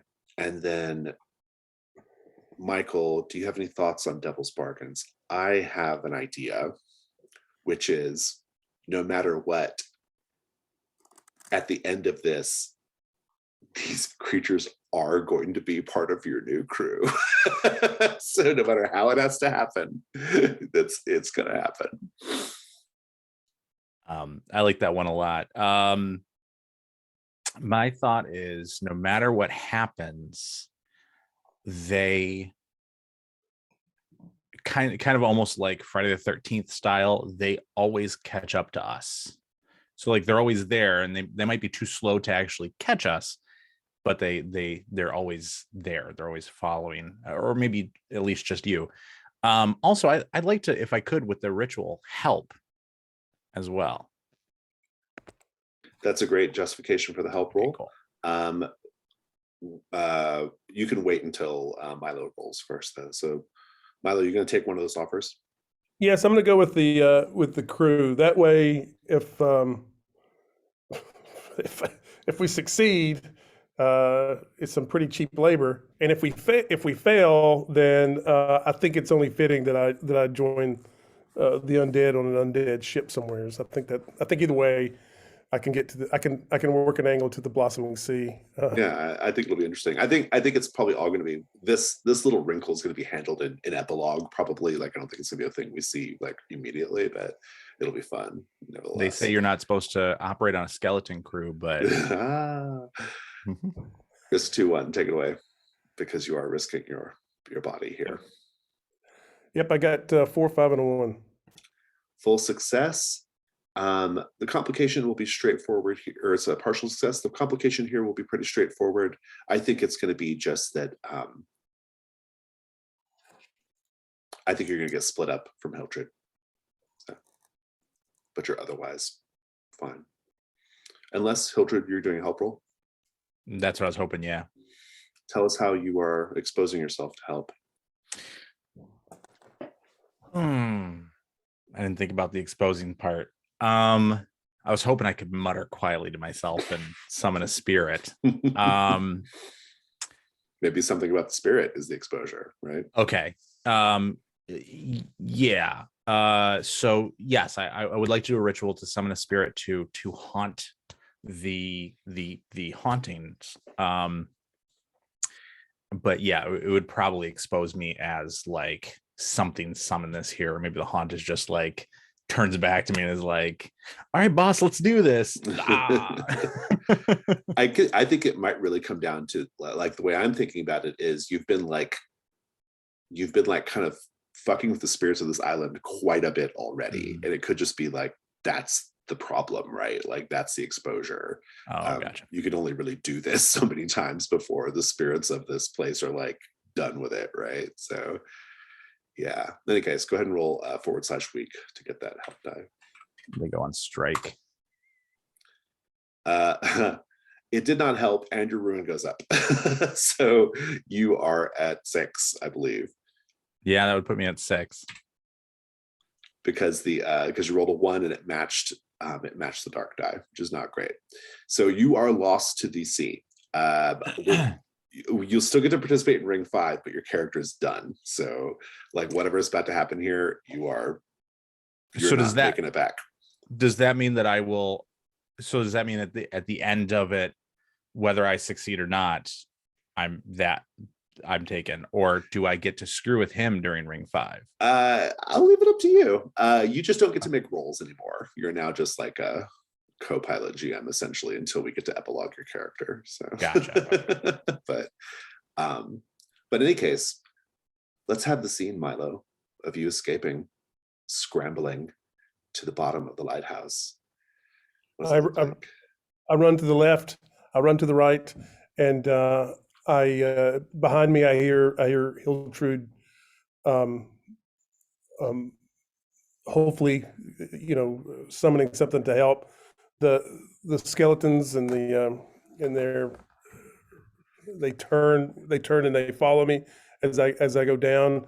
I'm able to move from step to step and then slide down and then catch back if it's a spiral, and I catch back the steps and I look back and I don't see Hiltrude, but I see the skeletons sliding back down after me, and I run down the steps, slide down the wall, run down the steps, slide down the wall, towards the glowing.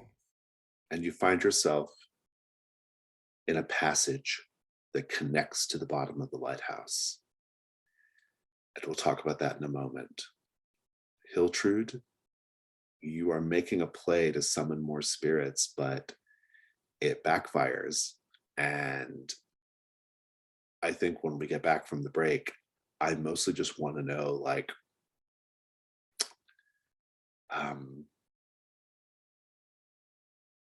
I guess, well, I'll take it for a moment. I think you go to summon the spirit and it's not working. And you see everything falls away from your vision. You don't see these skeleton creatures. You don't see poor Milo scrambling down. You don't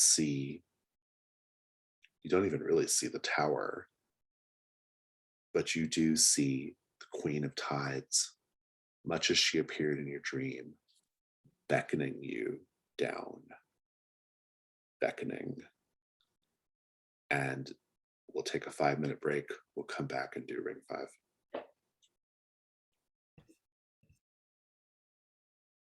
Hiltrude, you are standing there, looking down at the Queen of Tides beckoning to you. And you feel a hand touch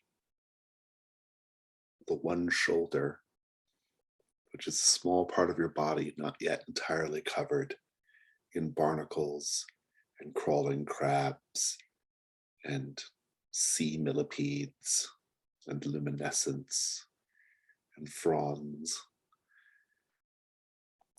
And you hear the voice of the cultist over your shoulder. He says, "We too make our offerings to the Queen of Tides every year. Our order makes offerings to all the old gods. It is how we are able to hold on to our power. The question for you, enlightened sister, who between us is the offering, you or I?"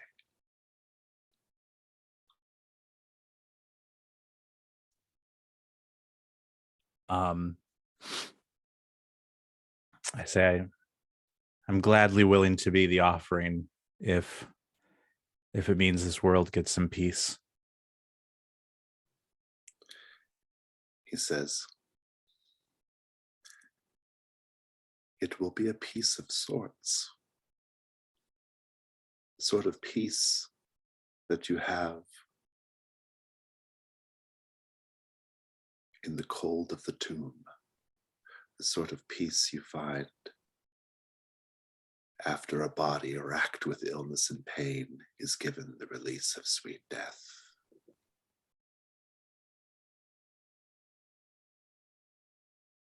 Peace is peace.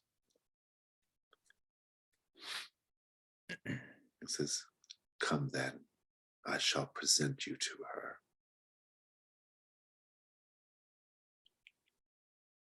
We'll cut away for a moment. Milo, in the meantime, you are looking at a tunnel that juts off from the bottom of the tower. The tunnel is illuminated by this bioluminescent algae, by these glowing anemones, by jellyfish floating. Is it filled with water? It's unclear. But what do you do?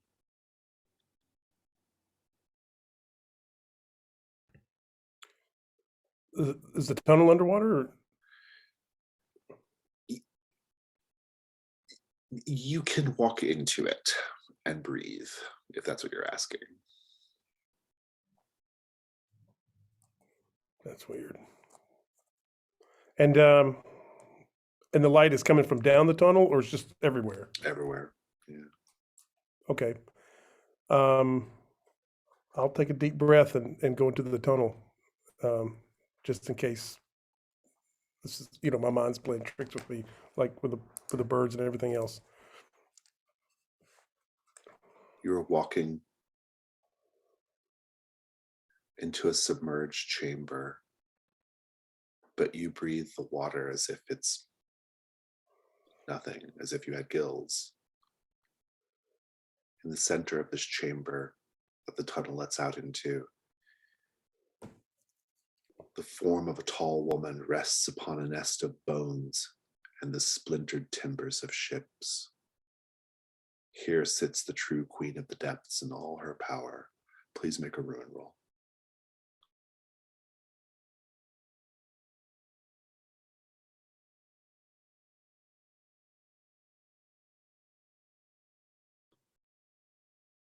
My ruin is a 4, so 5, so it goes to 5. You're at 5. Her body undulates with the current, constantly forming and reforming in beautiful patterns of coral, shells, and fish scales. Her hair is bright seaweed of purple and green. Her eyes are luminous pearls. Spectral jellyfish circle her head, pulsating like small moons. She is attended by eels and sharks and other things of the deep, monstrous writhing creatures with whip-like tentacles and distended toothy jaws. Sitting to her left is Hiltrude, somehow more regal than you remember her. What has changed about Hiltrude apart from, how is she more regal? How is she sitting easily at the left hand of the, sorry, I cut off there. How is she sitting easily at the left hand of the Queen of the Deep, sort of holding her own?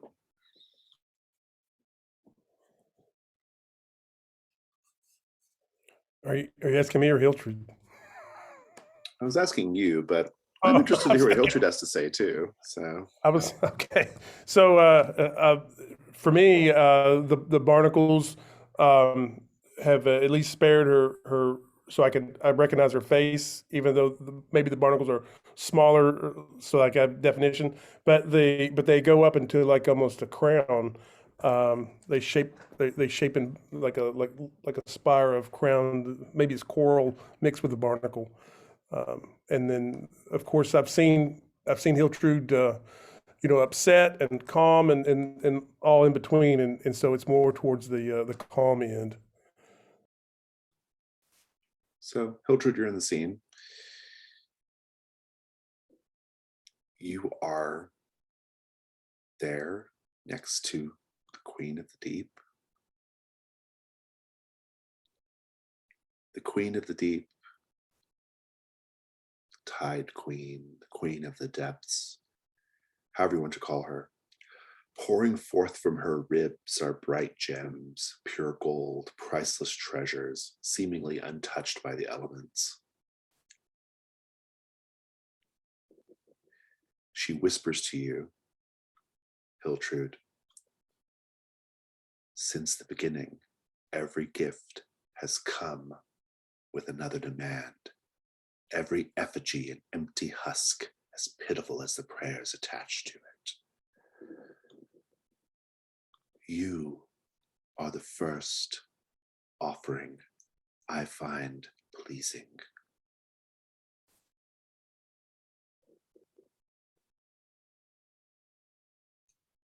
I lean in, I lean into her as a whisper and say, thank you, my queen. I look forward to serving you.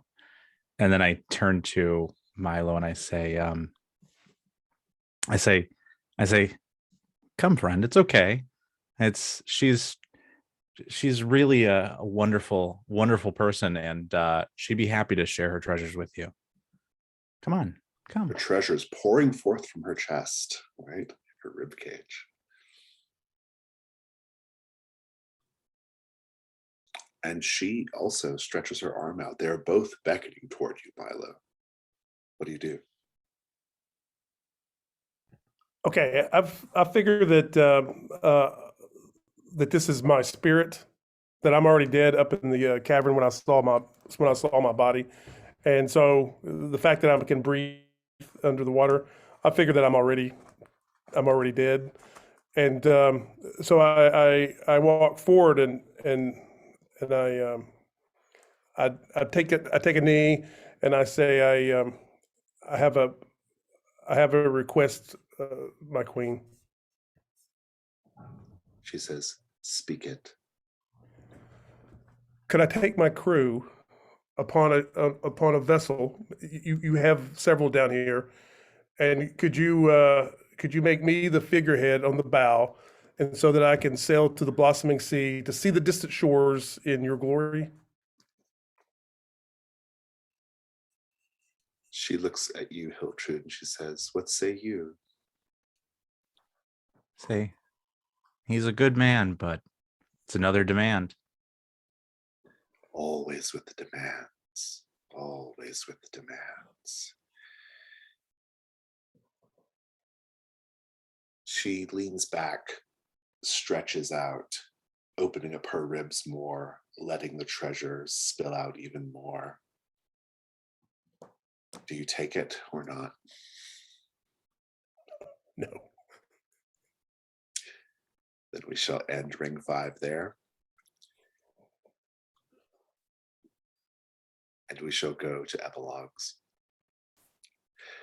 For epilogues, think about any point in the future. Think about how your character ended up. You get to define some things. Or were you really dead? Who knows? Did you really become a consort of the Queen of the Tides? Who knows? You were definitely lost to the sea, though, Hiltrud. That is for sure. If you wish, you can also talk about how the world has changed because of what happened to you here. You can say whatever you wish, but basically, how are things different? Where do we find you at the end? Think on it for a moment, and then whoever wants to go first with their epilogue, please do. Just try not to implicate the other character. So.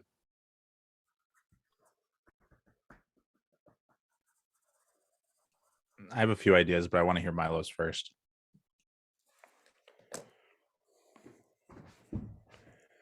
Let's see. Um,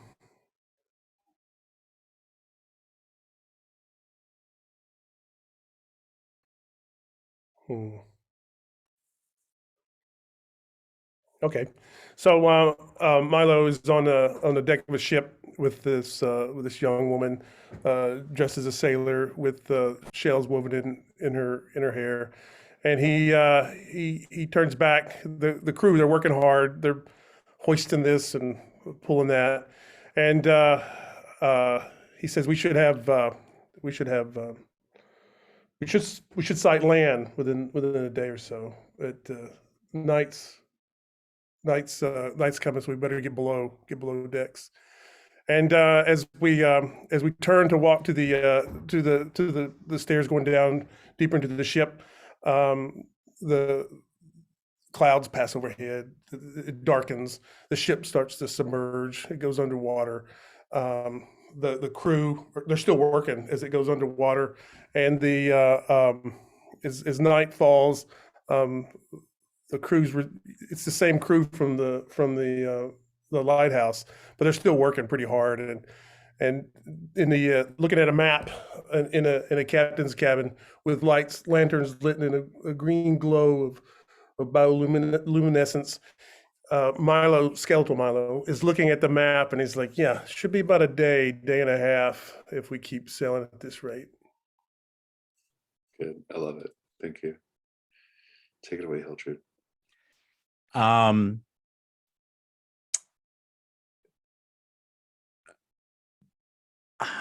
So I'm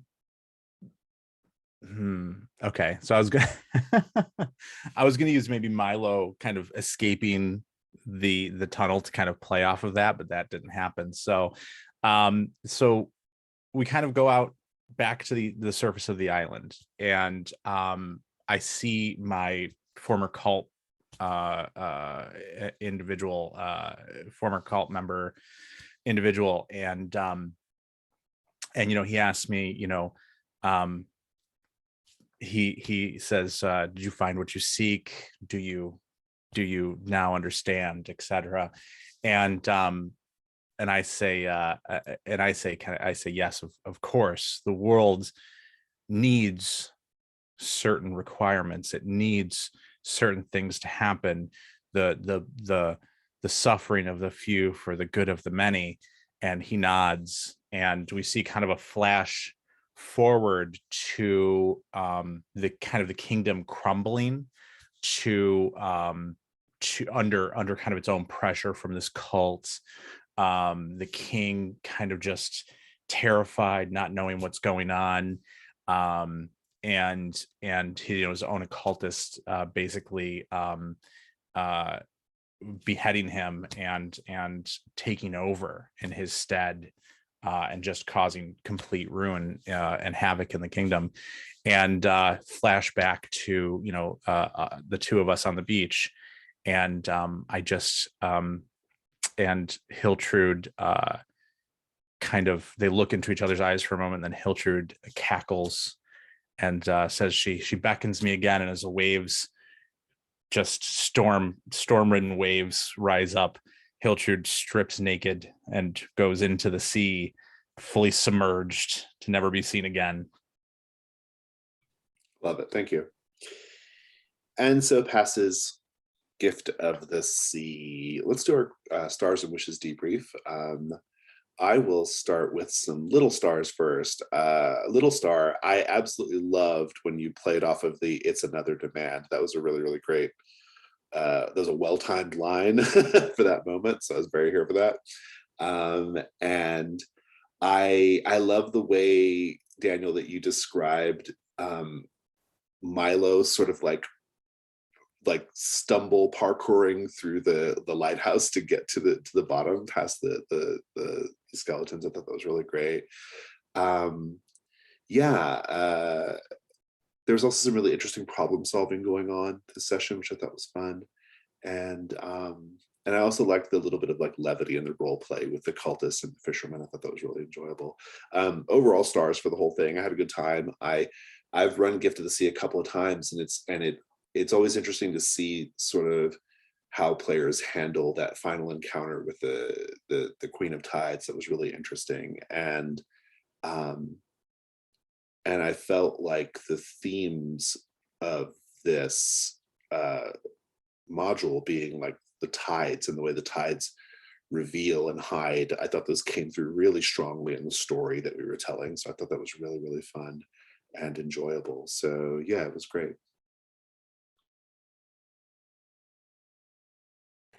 That that theme of the tide takes and it gives and then takes away. Yeah, it came through with the of course with the sacrificial woman, where oh no, she's in trouble. Oh, we saved her. Oh no, she's in trouble. It would ebb and flow, and the same thing with this bag of gear that it's like a bounty, and I don't think we ever got to eat the cheese. But so we have oh, look at this gift we have from this wreckage, and then it gets flung away. I put a star next to the fisherman, the old fisherman, because I couldn't. Yeah, he just seemed like he's too willing to help us, and but we needed him, and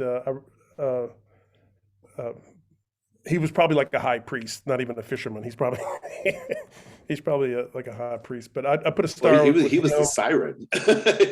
Oh, was he? Oh, I didn't know. He was the Oh, siren. Yeah. Which that makes perfect sense. In the call being outside when we first met him, the call being, "Hey, treasures." I thought he summoned the siren. Okay, that guy. Well, it was a little ambiguous. I interpreted it as he was the siren, like he was actually the siren. Yeah. Metaphorically and in reality.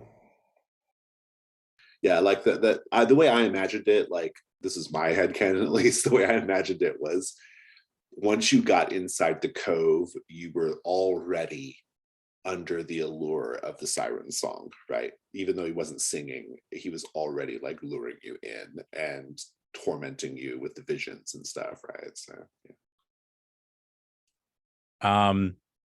So I personally, imagery is a big thing for me because I have a really hard time, with the mind's eye. And so, you painted a really beautiful picture of everything going on. And I think that's so cool. Some of it a little disturbing, more, a little more disturbing than I'm used to. But I think, my biggest star has to go to the imagery that Milo getting the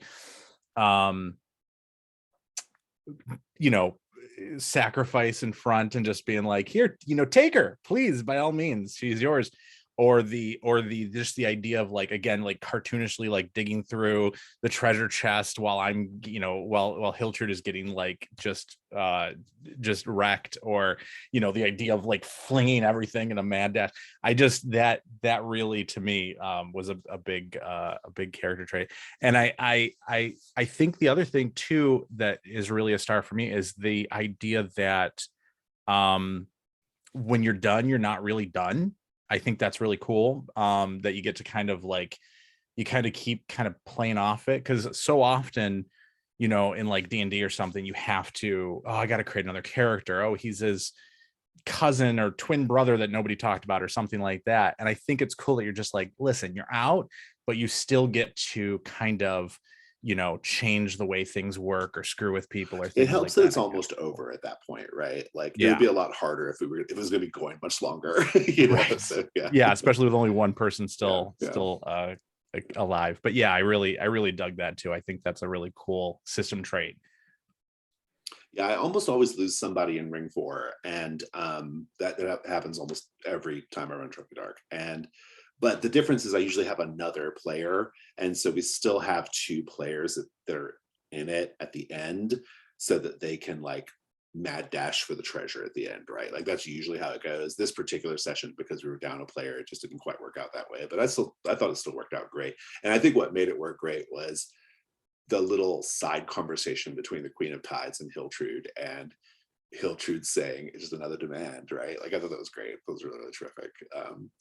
And my wish, it's not really a wish, but it's hard to do wishes when it's the last session, but like it's not so much a wish as like a just kind of what was going to happen if you had taken the treasures is going to make your roll ruin again, and possibly see if your ruin would hit 6. And I thought that would have been interesting to see if you had done that.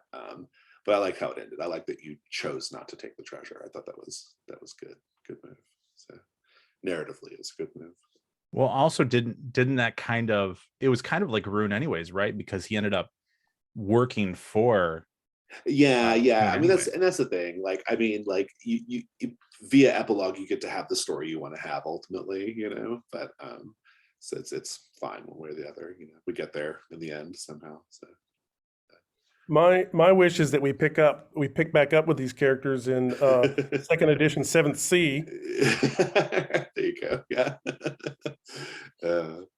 That'd be interesting. I think you could actually make a case for these characters transitioning to Trophy Gold in a certain way. It might be a little tricky with a skeletal pirate, but I don't know, maybe it could happen. So I'm thinking mannequin. yeah, mannequin, there you go. Yeah, mannequin See, with bits of pieces of yeah. And certainly I think the door is totally open for Hiltrud to come back as a Trophy Gold character if it ever comes down to it. So yeah, it was great. Any other stars or wishes or anything else before we go? No, I think you did a great job, and I really enjoyed myself. It's a very ambiguous, it's kind of like, it's kind of like all these kind of systems where it's very open-ended, where it's very ambiguous, and you're not quite sure how until you actually get in and play it or watch somebody play it. And I think the power that goes into co-storytelling, I had shared earlier in a tweet or something that it's basically like, it's basically co-storytelling, because it's not you against us. We're just creating a story, and I think that's really cool. Yeah, it's totally collaborative, right? I mean, absolutely. And that collaboration is mechanically enforced, right? Like there are parts where you have to do it, right? I will say this, I'm glad you had a good experience. It's great. And I think that's awesome. I hope you get a chance to play again, because Trophy Dark is always better the second time. Like it's fun the first time. The second time it's great, because the second time you kind of know what you're getting into from the jump, and like you're really able to like dive in there and like do the thing. And so everybody did a great job this series, but like if you get a chance to play it again, I think you'll really like you'll be going into it thinking about devil's bargains, thinking about all that stuff, you know, and kind of really taking the system into the places that, you know, it wants to go. Like when I run Trophy Gold, which is a analog to this, it's a different game, but it's uses some of the same fundamentals. When I run Trophy Gold, the best session of Trophy Gold with the same group is always like the second or third one, because that's when they or the first really good one is that second or third one, because that's when they started to really like settle into the system, you know, and they're really like embracing the collaborative part of it, and they start to really go for it as far as like the devil's bargains and all that stuff goes. And I find it really exciting. Like to me, that's like very exciting. Like it's like you take a good thing and you make it even better, you know. So it's worth doing. So I hope you get a chance to play again at some time, and just keep a lookout for my on the looking for players thing, because I always post games. So yeah. I would add one last thing for me is that the drives, right? Your goal, like what drives you. I had no idea that it would shape, because it's kind of random. Like I just picked one that was like nautical to go with my character. You don't realize how much it's going to actually,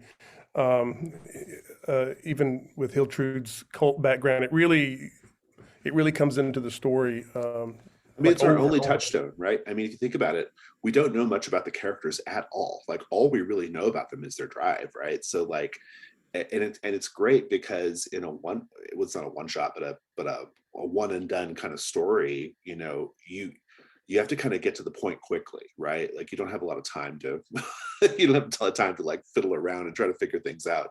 And so the drive is really good for that. The drive gives the GM and the other players like something to grab onto, which I think is terrific. So lets you start getting right to the story right away, you know. For sure. And that playing to when you said the second or third time tends to be more, that playing to lose thing. Mm-hmm. I don't feel like I really got it until I lost, and then I was like, "Oh, it's really no big deal."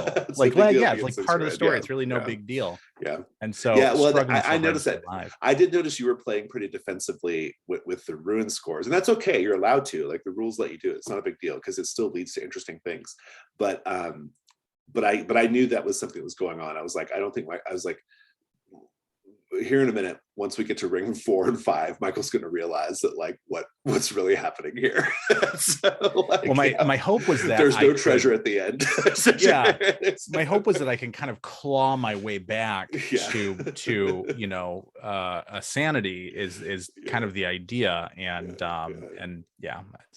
it's cool. But it was good though, because it did keep you alive to ring 4. You probably would have died much earlier, right? So so you have to do it a little bit, you know, but eventually you sort of like, you know, by the time you get to ring 4, you're pretty well like, okay, like we're almost like I just need to go out in a blaze of glory at this point. So the one question I have is there ever really a treasure, or is it always just sometimes sometimes like sometimes the way it goes, because really truly, if you think about it,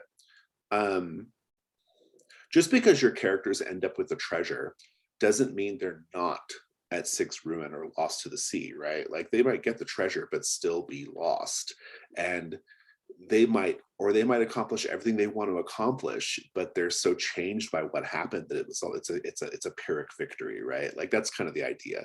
So there was treasure in this. It was literally coming out of her chest. You could have taken it, right? Or Milo could have. I was going to make Milo ruin roll if he did, but normally the way it goes though, typically the typical Trophy Dark arc is you have at least 2 characters make it to ring 5. And then you do this roll called a contest roll, which we didn't get to see, unfortunately. But the contest roll decides who gets it at the end, right? Like, because you're basically scrambling to get it. But the thing is the contest roll is extremely dangerous. Like you can easily get like 2 or 3 ruin in the contest roll, right? And so you might get the treasure, but you're fucking dead or changed at the end, right? So it's you know, yeah. So yeah, there's treasure, but it always comes at a really high price. So, yeah. But now Trophy Gold is different. Trophy Gold is more of a traditional like dungeon crawling game. It uses a lot of the same core mechanics and fundamentals, but it's oriented different. Like it's a campaign length game. The characters are meant to keep going, and so it's a little different in that way. But yeah. Anything else before we go? I will see you. I think Jason at the Academy Chrysalis in a week. Oh, or so. good. Yeah, that starts up Well, real maybe soon, right? Like I'm enrolling in classes now. starts At the Academy. that next week, I guess, the 6th. I think sometime in January. Maybe it is. Yeah, I It think might it's the be. 6th. Yeah. That's at 11 or 12 o'clock Eastern. So yeah, Yep. awesome. Well, I will see you then. And Michael, it's great to play with you, and I hope we can do it again. All right. And Daniel, good to see you. And I'm going to hit stop.